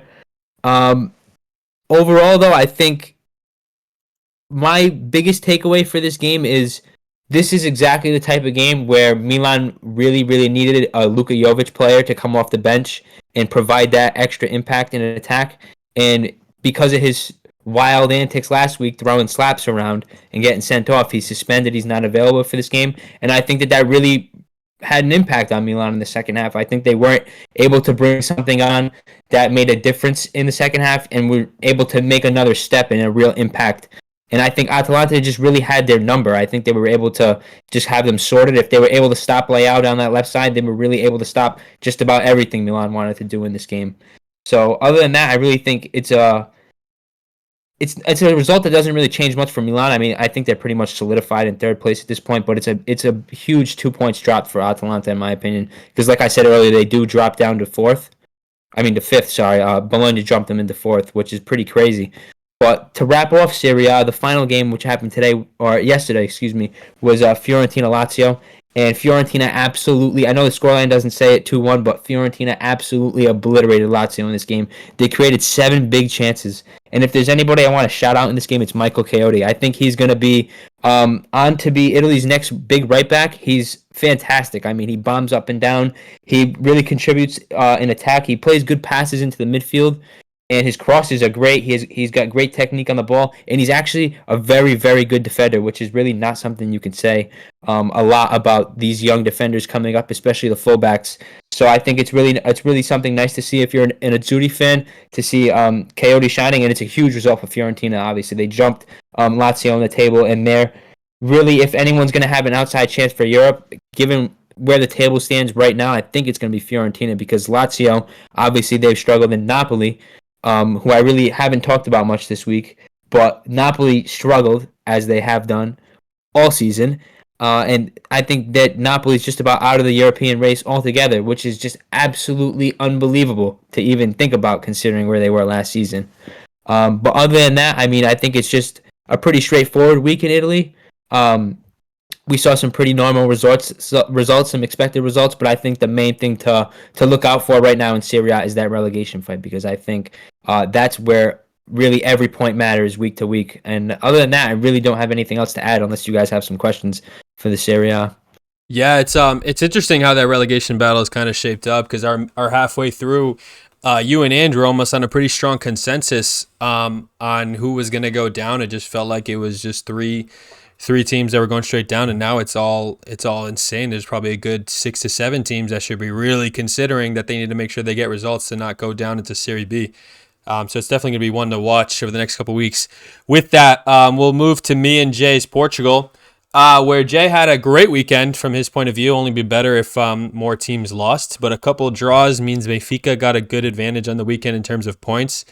We'll start with Porto, who had another underwhelming performance in the league. It's weird. They took a lead early on into the second half, and then Gil Vicente scrapped one late. There was a penalty save, I think, too. Evan Nilsson missed a penalty. it's weird because Porto go and play Arsenal, one of the best teams in the Prem, probably one of the top 10 teams in the world, and then can't do it in Gil Vicente. It's such a weird. It's so hot and cold with Porto recently. I don't know if you have any thoughts about that one, Jay. Yeah, I think honestly probably should have seen it coming. I think it was a big letdown spot for them to kind of be on that high from beating Arsenal. I think they're just going to go take care of business in the league, and then go back again and try for the second leg. But yeah, just really underwhelming. They just have not been good this year. I think Arsenal was probably a fluke performance. Well, not really, because they've done well in the Champions League, but in the league they've been horrible. To their standards at least. Right. But yeah, I don't know. I don't know what they can really do. I mean, granted, they did rotate the team fairly heavily for some reason. You have your star of the game, Galeno, comes in off the bench, doesn't even get to start. Rotate the midfield. That really was the reason you've been playing well again. So I think it was some questionable decisions from Sergio Conceição, but yeah, they just don't have it this year. Yeah, and I mean, I'll credit to Gil Vicente's keeper. He's 22, Brazilian, maybe a one to keep an eye out. He stood on his head this game too. He made 6 quality saves.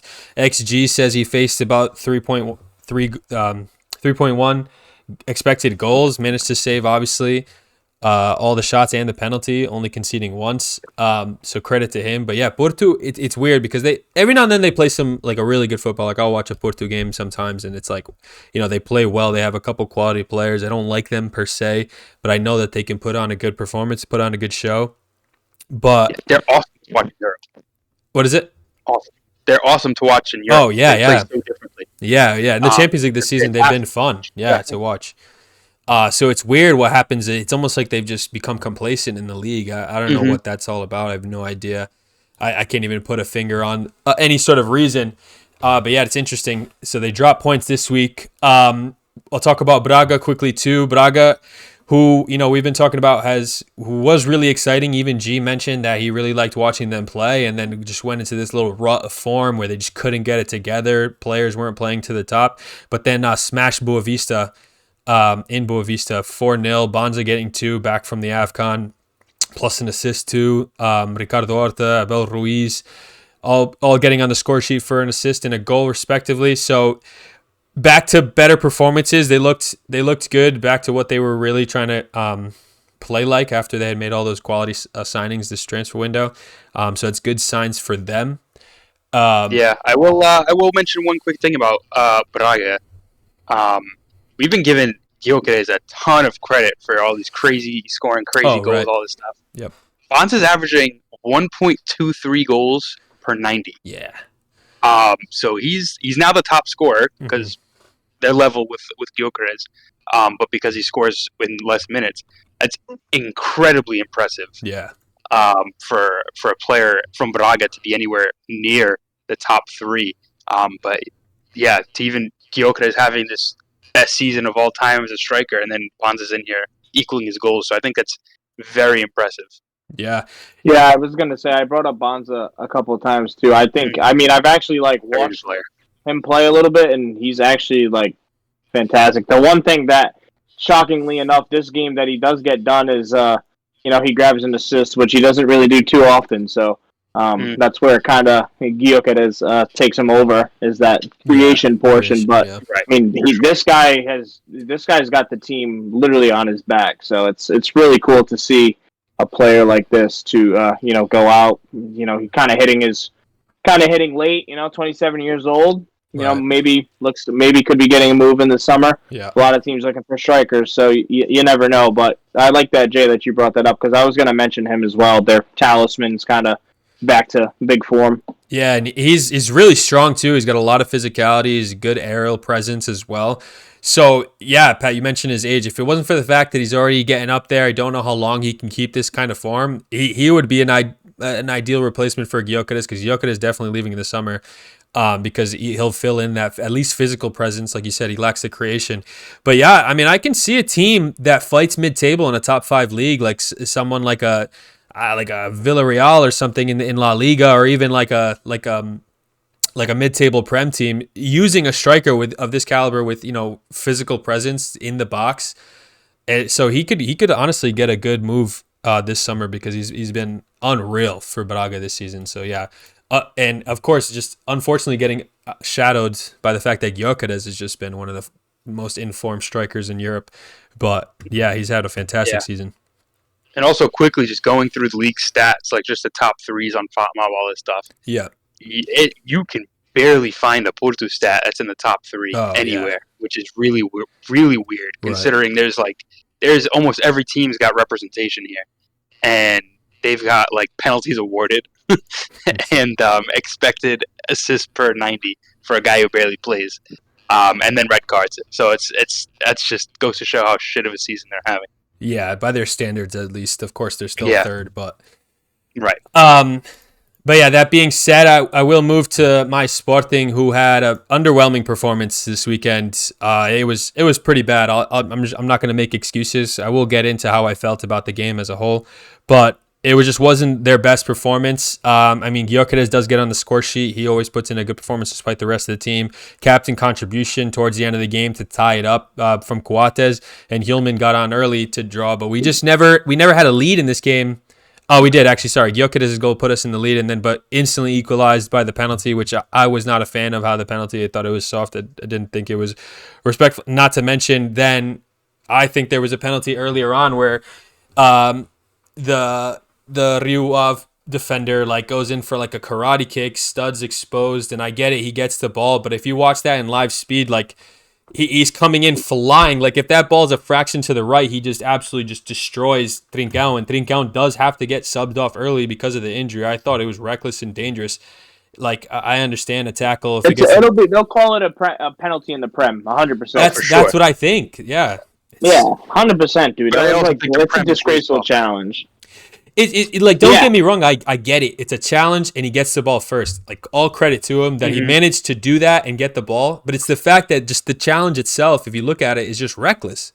It's dangerous, and that's in the bylaws. You know what I mean? It is. Just to me, I don't think it's enough to be a penalty. It's not. To me, it's more of a dangerous play than a foul because by technical rule, he wins the ball. Right. But if that tackle happens in the midfield, he's a red card. He's sent off. Do you know what I mean? I don't think so. I don't know about red card. Because it has less implication if it's in the middle of the field. I don't know. Yeah. I'll give him a quick shout out though. Benfica Academy. João Felix's best friend, so I'll take that. Oh, Nobrega? Yeah. I mean, I don't know. So that ticked me off, and obviously from then, once you see one refereeing decision that you feel is questionable, you start questioning everything. So then I was pretty upset about a couple of calls, but I'm not going to make excuses for my team. I think it was just a poor performance, a little bit of complacency. I'm glad we only managed to drop the 2 points instead of the 3 because we could have easily done so the way we were playing. So it's one of those things we've talked about before that, a title-winning team, when they have a poor performance like this, they need to still manage to scrape a result out of it if they want to continue the title fight. And we did show that. We did show that we were going to play until the end of the 90. We got the 1 point. So I'll take that, but it's interesting to see. We obviously 2 points behind Benfica right now, but we still have the game at hand. So a hypothetical 3 points puts us in first place. So it's still there, but it's all to fight for. And then, of course, Jay's Benfica had a fantastic weekend where they had, one of their probably better games in the league. We've talked about how sometimes they don't look all that comfortable. They don't look all that comfortable at the back or moving forward. Sometimes it's never all on, but this is definitely one of those games where everything clicked the right way. Roger Schmidt had the control of the game, and Benfica had a 4-0 victory against Portimonense. Tell me about your thoughts, Jay. Yeah, so a little bit of a change up in system with some players playing in different spots. And then it didn't really, it kind of took a bit to get going, but second half, dude, floodgates opened. We scored 3 goals in 4 minutes. And it was just fantastic playmaking. Especially I'll shout out Kokcho, which I think had one of his best creative games in a Benfica shirt. He actually played up a little bit further, more of an advanced attacking midfielder role, rather than, in FOTMOB it shows him side by side, but he actually played more where in the attacking spot, and he looked way more comfortable than he has all season. And he had some ridiculous through balls for his assist to Neres. Had some great build up into, I think, Di Maria's goal. And then he also assisted another, I think, one of Rafa's goals. So he had a fantastic game. And I think Roger Schmidt is so close to getting the system right. I think if you throw in Florentino in the midfield with partnering João Neves and Cocktail ahead of him, I think this team will be ridiculous going forward, and even defensively because of the work that Florentino does on that end. But yeah, good result. Now it's just we'll see what happens next and what decision he makes. This is another game we don't start a traditional striker in, so we again have 60 million in strikers on the bench, with only one getting a 10-minute cameo.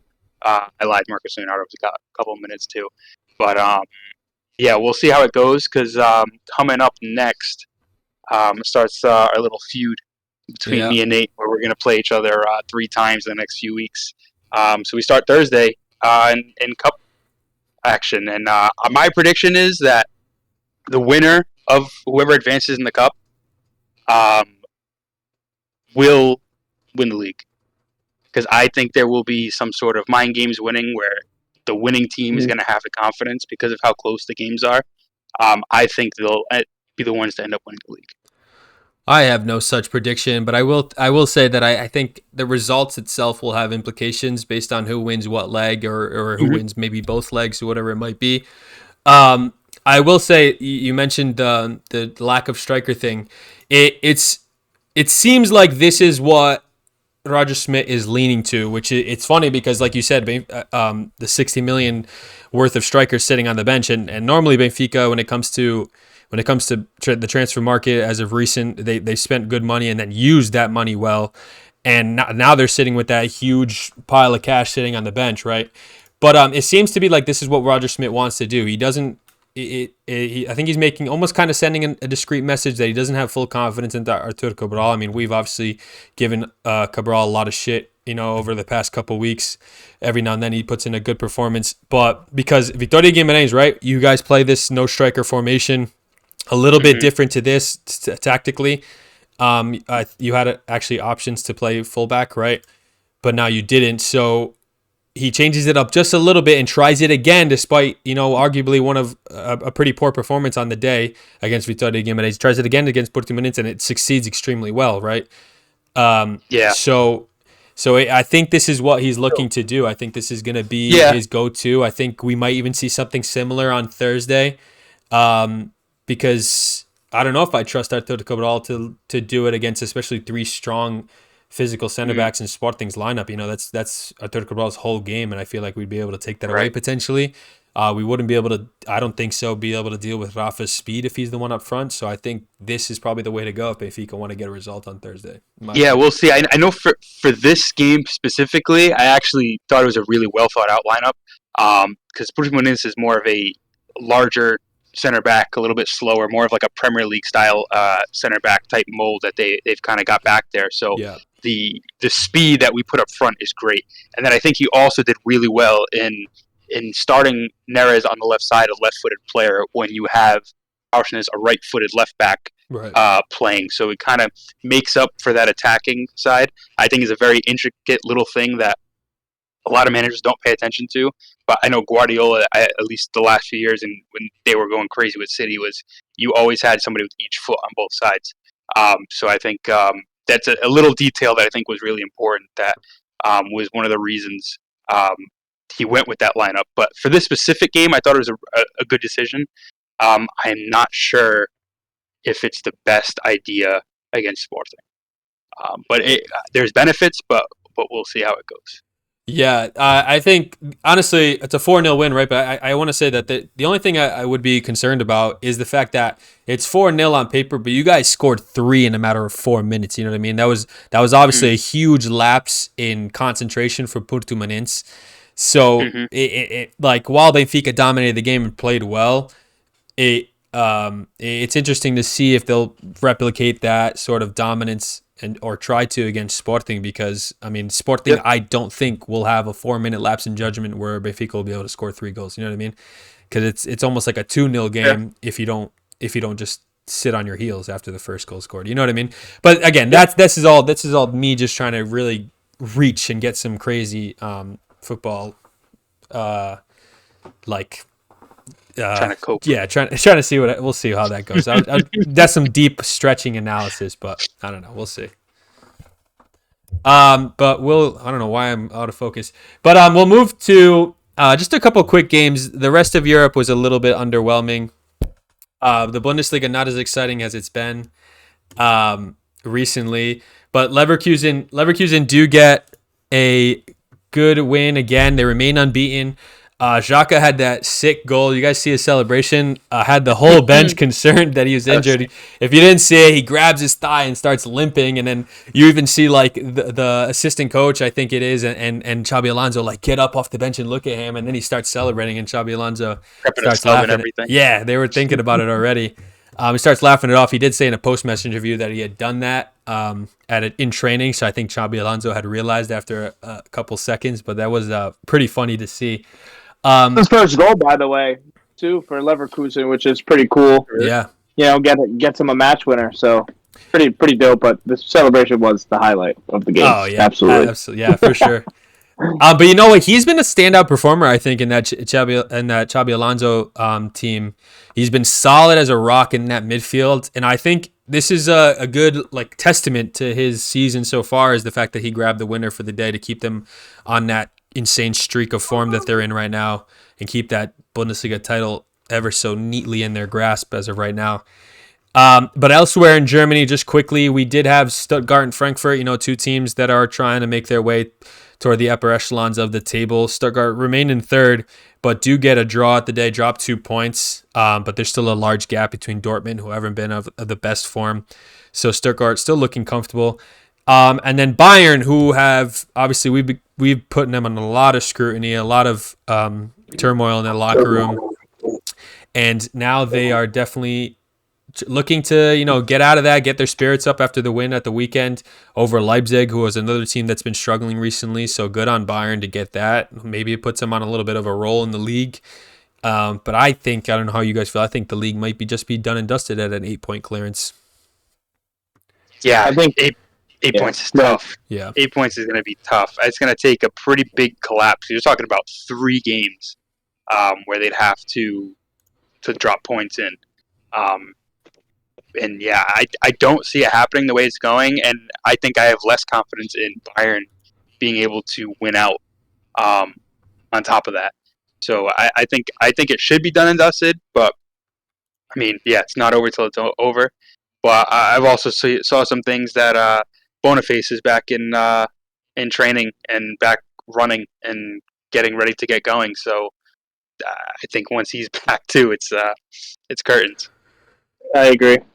Yeah, Leverkusen are just going to get stronger, and but Bayern need this win because I think respectfully, if they're gonna be respectful title holders of the last 18 years or whatever it is, they need to finish second, right? Which they look like they probably will do. But then I also think they need to make a good account of themselves in the Champions League if they don't want to be made a mock of. So they're obviously going to be looking for that Lazio game and to have a really good performance. So getting one on the bounce right now against Leipzig, hopefully get that ball rolling, and we'll see how they do come March 5th. Yeah, I was going to say it's actually like a pretty big win. I mean, we're talking like a top 5 team. Like they just went ahead to lose to like a relegation candidate almost, right? And they go out and win against Leipzig. So hopefully they wake up. Yeah. And then I did quickly mention Dortmund. They did lose at the weekend too, so they're just still in that rut of form. Hoffenheim, who beat them, climbing the table a little bit. So this Bundesliga, it's going to be interesting because, like we said, I think Leverkusen pretty much had the title wrapped up. But these Champions League and Europa League spots are all to play for a lot of teams. So it's going to be fun to kind of watch a little extra game on the weekend. Real quick, yeah. I just wanted to touch on Dortmund real quick. I think that they've been really dropping the ball in the league this season. Yeah. I mean, they've had a lot of opportunities where teams around them have dropped points and they just can't seem to get it together and get a result. And I don't know if you guys saw this, but Jadon Sancho was labeled by a couple of German reports as the worst player on the pitch in this game. Wow. Which is just absolutely hysterical. Awful. It was Yeah, like he was awful in this game. I it saw looked some like that highlights as well. that washed kid in high school, like that kid in high school that was fantastic, and then you go to play in like a Sunday league game, like indoor, and the kid's just trying to do skills and kicks the ball out of bounds. Like he looked that bad. It was crazy. Just Yeah, it remember seems- what you guys said about, and the media said about Ten Hag for outcasting Sancho, and now look. So I know. Well, I'm it's sure, not even that, I'm too. I sure think Ten Hag's sitting on the couch laughing, looking at these headlines for it sure. seems like his confidence is gone because I think if you watch the first I don't couple think games, so. I think it's the I opposite. do because I think the first couple games that he came back into this Dortmund team, he looked back to the player that he was before. He was very influential on the game. He was making a difference, and now Yep. he hasn't scored. It's been like 6 or 7 games. He's not really having the impact now these last couple games that he was having before, and now it's. I mean, this was shocking. This performance this weekend. I mean, there's no other way to describe it. But to me, his victory was coming back and being good for that one game. Like he achieved everything he wanted. So yeah, now that he's mental victory. So now he's just like, I'm good. Like I proved myself. I'm just gonna do what I want, leech off the club and make my money. Like I don't know. I think it's that English mentality. Like they just He's thinks overly he already confident. made it. Right. Yeah. He thinks he already made it and he's not trying hard anymore. He went and gave it his all for that first game. He proved himself, and I was like, "Fuck it, I'm good." Yeah, it's Got definitely a nothing good else to do. point. Yeah. So yeah, I just don't think he cares. Yeah, and I think I think Pat just said overly confident, right? I think that could beat it too, like where it's not so much lacks confidence, like Jay might have thought he said, but really maybe he thinks he's too good and is trying too much. Because I mean, give him a little bit of benefit of the doubt. He hasn't played like professional ball since August, and then comes into this team in January, has a couple decent performances, gets sat on the bench for the Freiburg game, and then hasn't been so much of that same player since. So there's hope for Sancho, but yeah, I agree. I think he's I don't have sympathy for him because Neither do I. the way that like everything that how it went down, and it was mainly his fault. So to me it's like if he doesn't want to try, then whatever, dude. It's like the song, it's same old song and dance. It's getting tired. 2 clubs in a row. Like you're given a second chance, and you still want to act like the same way. They talk about he's still late to training all the time. I see these reports because of the follow all these Man U pages. Obviously they're tracking him and stuff. Yeah. But it's just I don't know. Like if I was Jadon Sancho, like as much money as I'd be making, and like I was labeled as this huge talent, I would be utterly embarrassed to go out there and play the way I play and like act like a little kid. They ask him to show up on time. He can't do that, and he thinks like, oh, the manager doesn't want me here. Like, okay, so leave, and he leaves and plays like the club shit. he's at. Yeah, exactly. That's a Especially bad Manchester United, no one's doing the mentality. And he brought it up about English mentality, and it seems like some of the younger English players now are starting to get into that mode, which is just gonna kill their careers very quickly. And real quick, kind of like related a little off topic, but like Rashford has been called out by Ten Hag multiple times in the media, and he hasn't really been putting up much of a fight. He had that thing where he's caught in a club and came to game late or something. Yeah. Sat a game and now he's back in. Keeps his head down, stays quiet, and he's getting better. He's performing.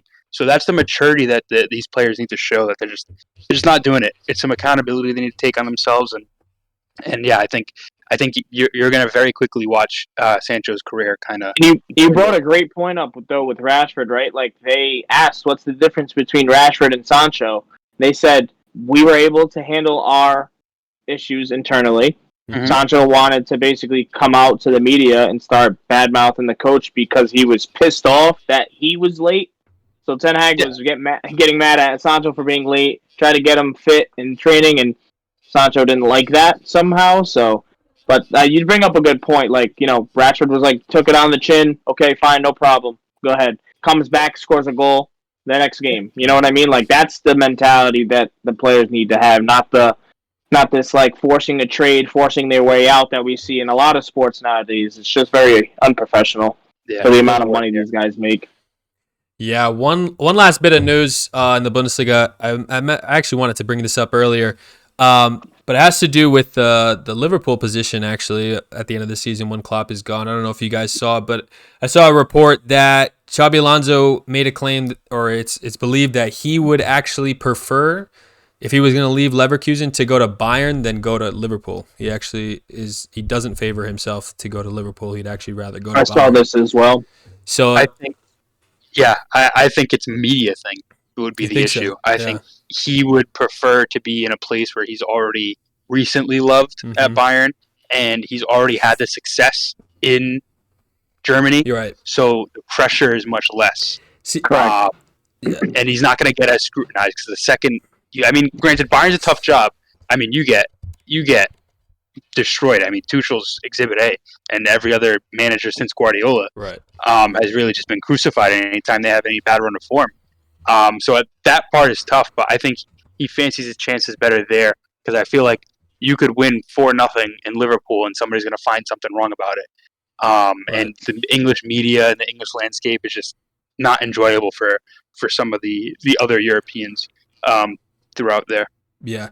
I mean, I know you guys already fleshed out pretty deeply of whether or not Xabi Alonso would do good at Liverpool, but my question is, because Jay, you bring up a good point with the media, but because, I agree that if he starts to fail for whatever reason at Liverpool, say that's the case, he would get absolutely destroyed, right? But even before he started his Bayern Munich career, would there not be so much backlash in the media because you dethroned Bayern in the Bundesliga with Bayer Leverkusen, right? You've now almost in one season you've almost become a club icon at that point, and then now you're like, I'm now going to take Bayern and retake it. Do you know what I mean? I feel like that would be a huge backlash, and the season wouldn't even have started yet. So I just feel like it's happened so many times already. Yeah, I was going to say one thing that I thought about, and it's Bayern. Good point you guys bring up about Bayern. Like if Klopp beat Bayern, he would never go to Bayern. You know, like that type of thing is crazy. Yeah. Who's to say that Xabi Alonso doesn't become the next, Klopp, right, and stays at Leverkusen for 5-6 years, wins the league, gets them Champions League position, and just hammers Bayern in the league for the next 4 or 5 years? What if he's not ready to move, right? Yeah. Which I think is plausible, and I think would be a smart career move. The only thing is, like, your desire when you're a player and you become like a fan favorite, a legend at a club, which not really at Liverpool, but he's seen as one because of his success after. You want to return to those teams. Yeah. Like you want to, like Arteta wanted to coach Arsenal. That was a team he was at for a long time. So I think having two of the most desirable jobs that you'd always want available may be a little bit tough, but if he's smart, I think he would hold off because I think he'd do well at either of those jobs. I think he's one of the best of the new young managers, but if you fail this early in your career, like you've seen with Lampard, even Gerrard with Villa, like it can really screw you up. So I think he'd be smart to kind of hold off and establish himself. Ride the high, right? Yeah. I mean, how can you, like Nate keeps saying, right, dethrone Bayern? Like, Bayern has dominated this league for years and years. We haven't really seen another competitor besides, we have the occasional Dortmund, Union Berlin, you know what I mean? Like, these teams. So it's just kind of crazy to see, like, Leverkusen kind of back to that form of, like, 14, 13, 15-ish years of, like, having quality players. Youngman Son, obviously, from there. Those players. So I think, how can you not stay? Like, now that I kind of retract my statement, I think he will still possibly go to Liverpool. But if he did stay, I think that would be his second best move. I don't think jumping to Bayern ship would be great. So, Nate, your point, I think it would be like a disgraceful exit at Bayer Leverkusen. They would absolutely forget all the work that he put in, all the players he got, the system, all that. I think it would be detrimental to his career because there's no other coaches that get scrutinized like Bayern Munich, Liverpool, Barca, United, exactly. Yeah. Like the teams that are historically great and now all of a sudden fall off a little bit, and now the coaches are the worst coach in the world. We've seen it with Pochettino, we've seen it with Mourinho, we've seen it with a bunch of other coaches too, Tuchel. So I agree, Nate. I think it would be insane if he was to go there. Yeah. It's just weird, and I know he said he would favor that one, but I don't know, it's just a weird thought. And then almost to kind of back that up, only because I had a bit of FOMO on that Xabi Alonso conversation last week because it was a good one. If you haven't seen that conversation, go check out the last pod, episode 14, where these guys broke down a really good conversation about whether or not Xabi Alonso was the fit for Liverpool. But a couple other names, mostly in the Portuguese media, but two names that are touted for the Liverpool job potentially too were Amorim and Roger Schmidt. So that could be another thing. If they really are on the Liverpool short list, it might be whoever wins this league race that ends up going there, because obviously that would give them a lot of credibility. So that's just another little. I wouldn't be surprised if they're both gone, to be honest. Well, I think they might both be gone, but it's whether or not who gets that that Liverpool job. Yeah. But and if Xabi Alonso leaves, a little Bayern, yeah, not bad. I like that. I like that shout, Pat. I know you got cut off there, unfortunately, but I like that shout. That was a good one. And then last but not least, I know G likes to catch a couple of these games. Yeah, I got people calling me, but thanks for finishing the point. I knew you were going. I know G likes to catch a couple of these games, so feel free to chime in, G. But in the La Liga, we had a couple of basic performances. People got wins that they were supposed to. Barcelona had a really good performance against Getafe 4-0. We've given them a lot of stick over the past couple of weeks, so they've kind of silenced a little bit of the haters with this performance. We'll see if they can keep that ball rolling. 4 different score sheets. Felix getting on the score sheet, which is nice for us Portuguese folk. De Jong getting on there. Rafinha having a good performance too, so that was a good game. We also had Real Madrid squeak a win against Sevilla. Modric, the captain who's been in the newspaper recently, I think he's close to hanging up those boots.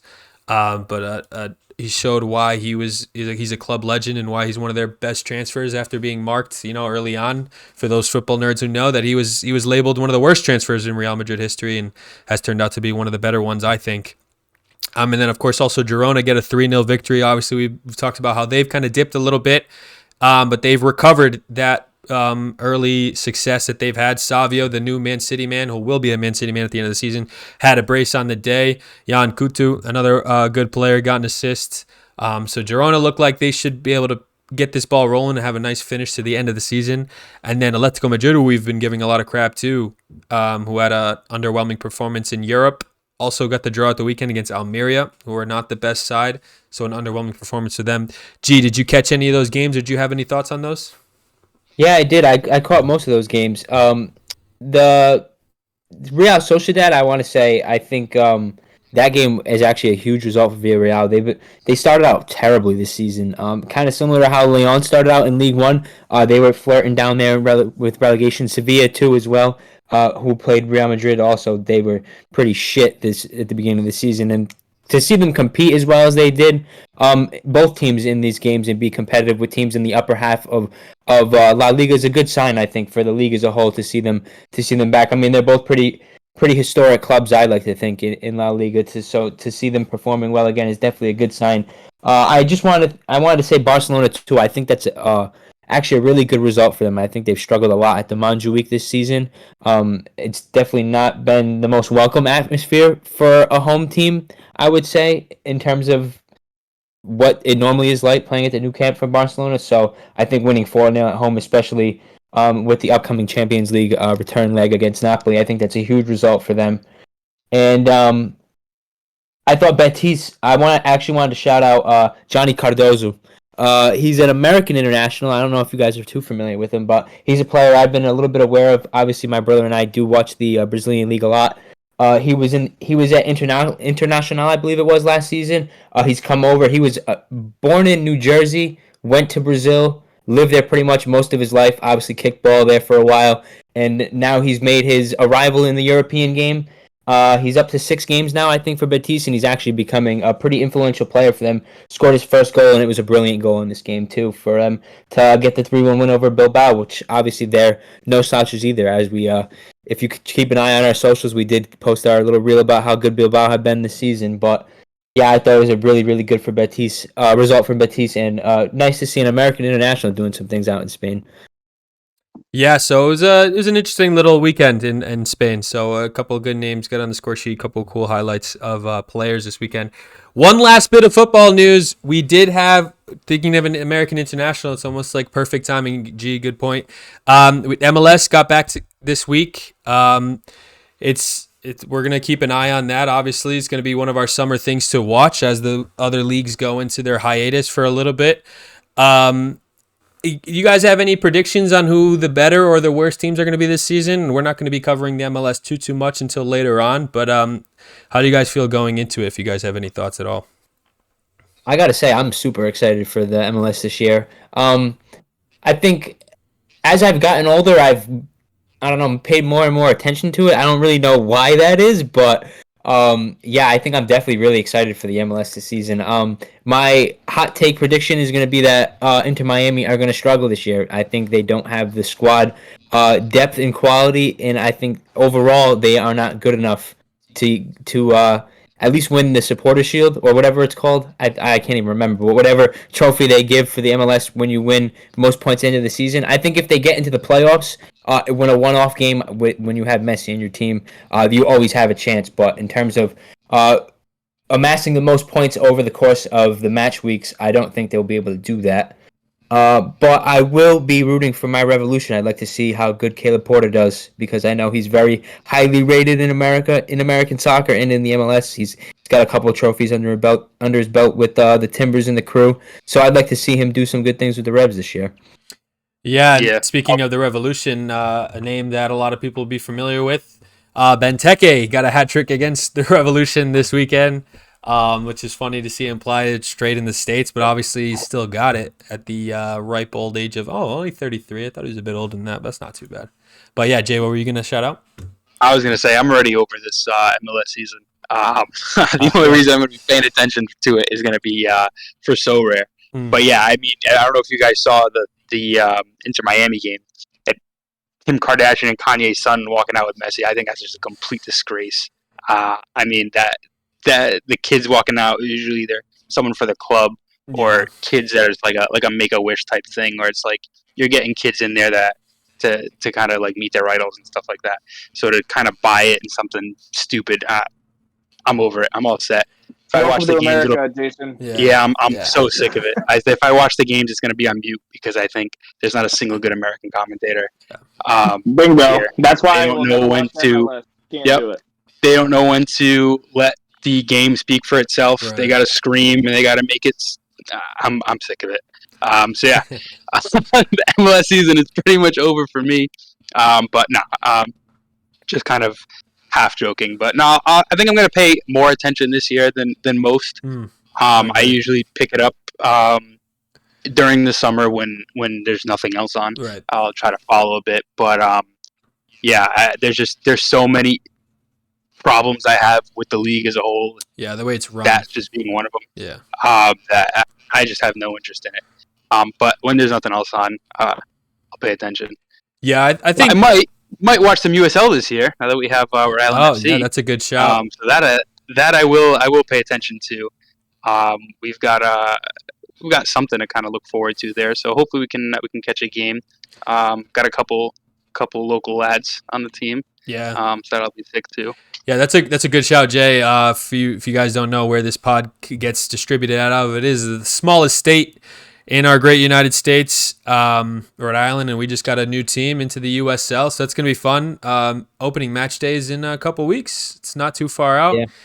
We might be catching there. We might even start talking about the RIFC if they play a good brand of football, if it's fun. Maybe we'll mention it on here every now and then. But I have to agree with you, Jay. I think the MLS, Inter Miami was interesting because I like David Beckham. I'm sure Pat likes David Beckham. I thought he was going to bring something cool into the MLS, like obviously someone who is intelligent, knows the game, also knows how to make it interesting. He's a brand in himself, right? But it's just weird, like you said, the way this league is run. There's no relegation, no promotion. You can buy these, whatever they call them, allocated domestic player spots or whatever it is. Players. You can just buy those from other clubs. It's so, it's so weird. Like it's just not run. So American. Yeah, they try That's to what run it Yeah, like, it is literally very so American. Like, American, I it's hate not it. even funny. dude. it is American. Like they need to Like realize for them to break up the conferences, have like one league for one Right. trophy, then Yeah. say, "Hey, by the way, there's actually this MLS Cup that we do too inside of it with your actual point system as well." It makes like And the silly. logic's flawed. Not to I mention, they had a really good thing going with the U.S. Open Cup, which is almost like an FA Cup type thing, equivalent. And they've basically said, "No, we don't want to do it because we have too many games because we've created these extra competitions that nobody else gives a shit about.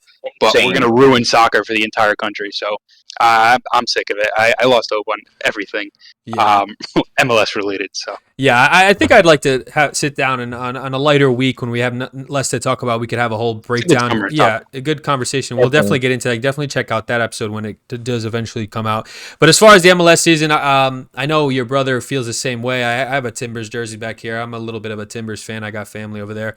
But Seattle looked like they're going to be one of the better teams based on their transfer window.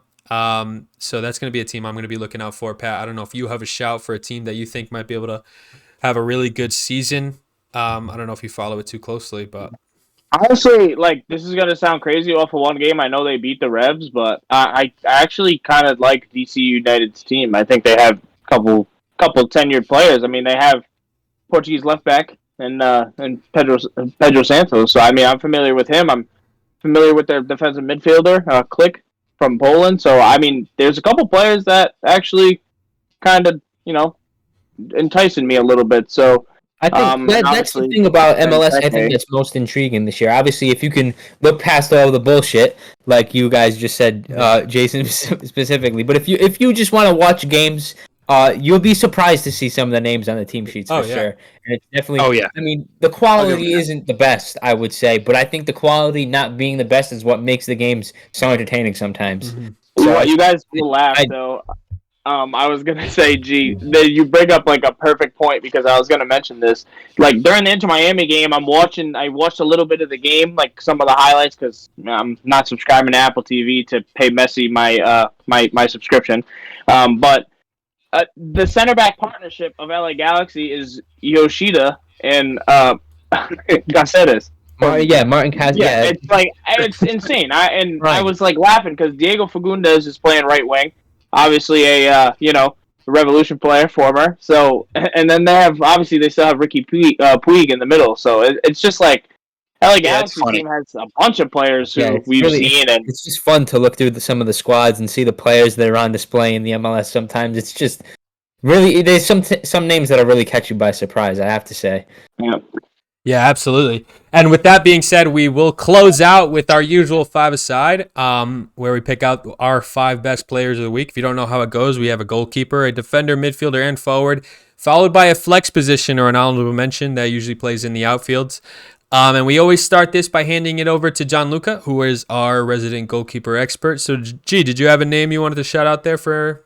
I did, yeah. There was a couple goalkeepers that I thought were pretty impressive this week. I know you shouted out Joe Vicente's goalkeeper. I thought he was pretty good as well.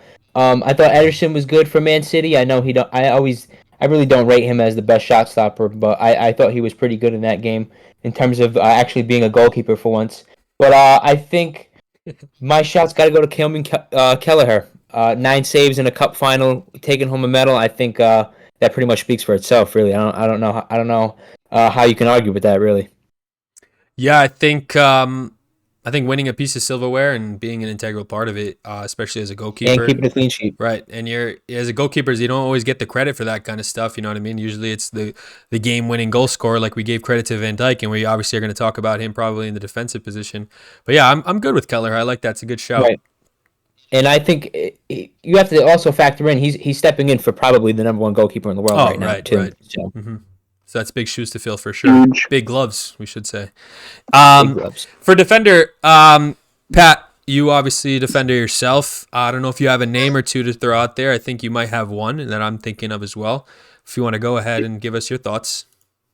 Yeah, honestly, you probably didn't even have to call on me. I think you guys probably know my choice. I mean, over the last week, 12 days, whatever it was, gentleman scores 2 goals, man of the match, cup final. You know how it is. It's going to be Big Verge. I mean, he's sorry, Jason, again, but some people, the critics this year, have just kind of hammered into him a little bit, and I never really understood it because after a pretty horrific injury, then you're going to come back and start playing and be like basically the top 3 center back in the world again, and I just think it's kind of a little bit too soon to speak on him. But this week he really showed that he is top class. So that's my pick of the week for center back. Yeah, I don't have no objections to that. The only couple, maybe a player that I would shout out as a potential second choice would be like Theo Hernandez in the Milan game. Obviously, registering assists. Milan have been really reliant on that left side.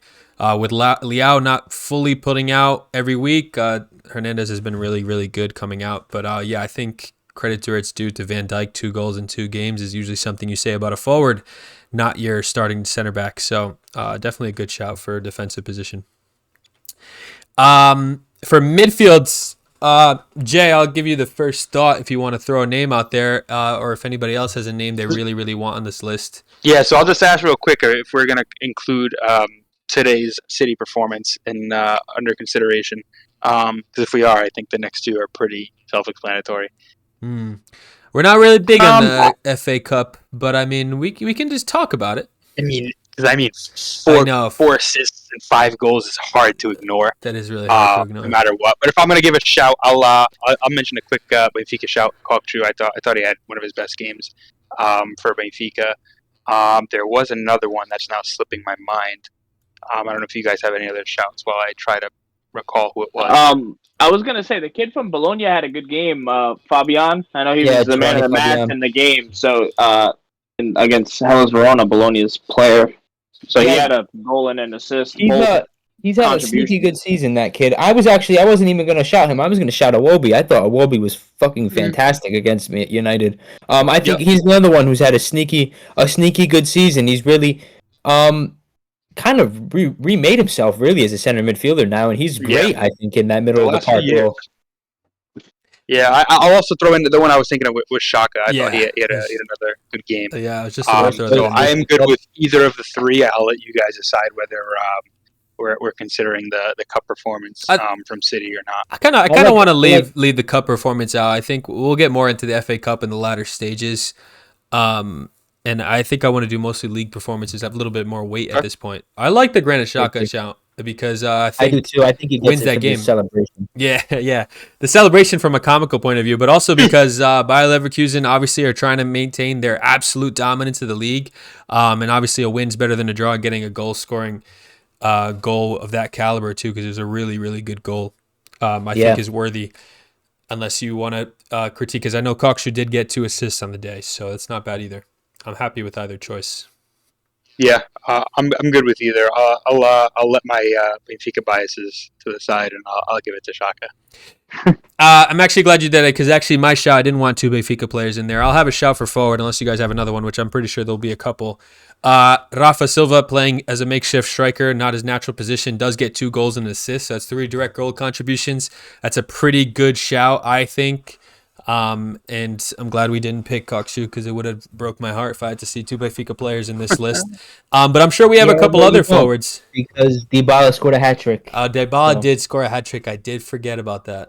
And Jared Bowen. And Bowen. But Dybala's hat-trick was better than Bowen's, so. Oh, my God. Was it, though? Yeah, it was. Yeah. Oh, yeah, that's tough. It was 3 good performances. But I'll definitely... I'll counter your Rafa compliment, just that I think he still only produces about 75% of what he should. And that was probably an average game for him, which is just the standard he set for himself. But so, yeah, I'll probably... I thought it was a bit more impressive, the Bowen hat-trick and the Dybala hat-trick. I think just for the sake of the actual game itself, the reason why I'm hesitant for Dybala is the pen. I like the actual hat tricks. No offense, but I do think Dybala should get into the team for 3-2, all 3 goals, winning by 1. I mean, he should be a standout. Yeah, if we're going to talk about player of the week, I mean, that's a man of the match in carries Roma to a victory, Pat. So that was a good shot there. I think I like that. So I think we put Dybala at forward. And then finally for our flex, obviously we've had a couple of tough decisions in a couple of these positions. Does anyone stand out as someone that just deserves to get mentioned this week and that we snubbed for some of the other positions?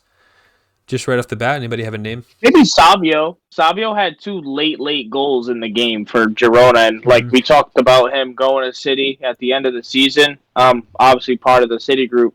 I wanted to shout him. I mean, he's played the whole game and scored 2. So right at the end when they kind of needed the stamp. So I think he deserves a shout. Maybe not in the team, but at least a mention. I'm going to mention someone too. Actually, I know he only scored 1 goal this week, but I want to shout out Ali Watkins. He's up to 24 goal contributions now in 26 games this season, which is actually absurd. I wasn't expecting to see that when I was looking at the stats and doing my notes pre podcast. So I think I don't think he. I mean, he was brilliant in the game. I will say that, but I think that there's definitely some players that outshine him this week. But I do think he at least deserved a mention. Yeah, actually, in the same squad, I can't believe we didn't even mention him for midfield. As Douglas Luiz got a brace at on the weekend, and had a really good performance. Obviously, Aston Villa smoking Nottingham Forest this weekend. So I guess I'll narrow it down for you guys, and then someone maybe put in a final stamp on it. I like the Savio shout. I think Jared Bowen deserves to be in this, and then I think I might lean Douglas Luiz from that Aston Villa shout, G, just because he had the brace on the weekend. So I'll give it to one of you guys to make the decisive choice between those 3. I'll just go first. I think hat tricks are very rare nowadays, especially in this type of football. Yeah, Douglas Luiz scored 2. I'm not a big Douglas Luiz supporter myself with his on-field antics. Yeah, I mean he held the L after celebrating, so that's his fault. But I don't know. I feel like we talked about Paqueta coming back into the team, and then it kind of gives an ode to West Ham as well. So I mean, my vote is Bowen, but I wouldn't be really opposed to a Bonsa shout or Vlahovic had three goal contributions. We have a lot of players to choose from for the flex. Yeah, I'm gonna go with Bowen. Purely for the fact that I think it was a huge result that they needed. They've gone through a really rough patch of form. And I think that was a really important performance for West Ham and for David Moyes. I think that was huge. I'll definitely give him the edge. Yeah. Just to add on that, I think Bowen, if anybody's really stepped up for them this season when they've needed it most, it's been Jared Bowen, and a hat trick couldn't come in at any better time for them, especially after the run they've been in, like you said. So I think it's got to be Jared Bowen in the flex personally. Yeah, I'm not mad about that. I like that 5. We do have Kelleher in net. Just to recap, we have Van Dijk as a defender. The midfielder is escaping me. If someone could remind me who we picked. Did we pick a midfielder? We did. Who was it, Jay? Oh shit! What did you say? Granit Xhaka. Oh, Granit Xhaka, yes. Yeah. Jeez. Nate, you picked him, guy. I did pick him. Nate, you suggested him. Man, I almost forgot. But Granit Xhaka, yeah, that's right, the celebration, I almost forgot. Dybala, obviously, with a hat trick, and then their flex, another hat trick, 2 hat tricks on the weekend with Jared Bowen. So it was definitely a great weekend. It was a fun weekend. We'll look forward for next week. We have no European matches this week, so we'll be just seeing you in a week's time, but gives you an opportunity to catch up with all our other videos, keep up with us on social media, and of course, keep on being a son of a pitch.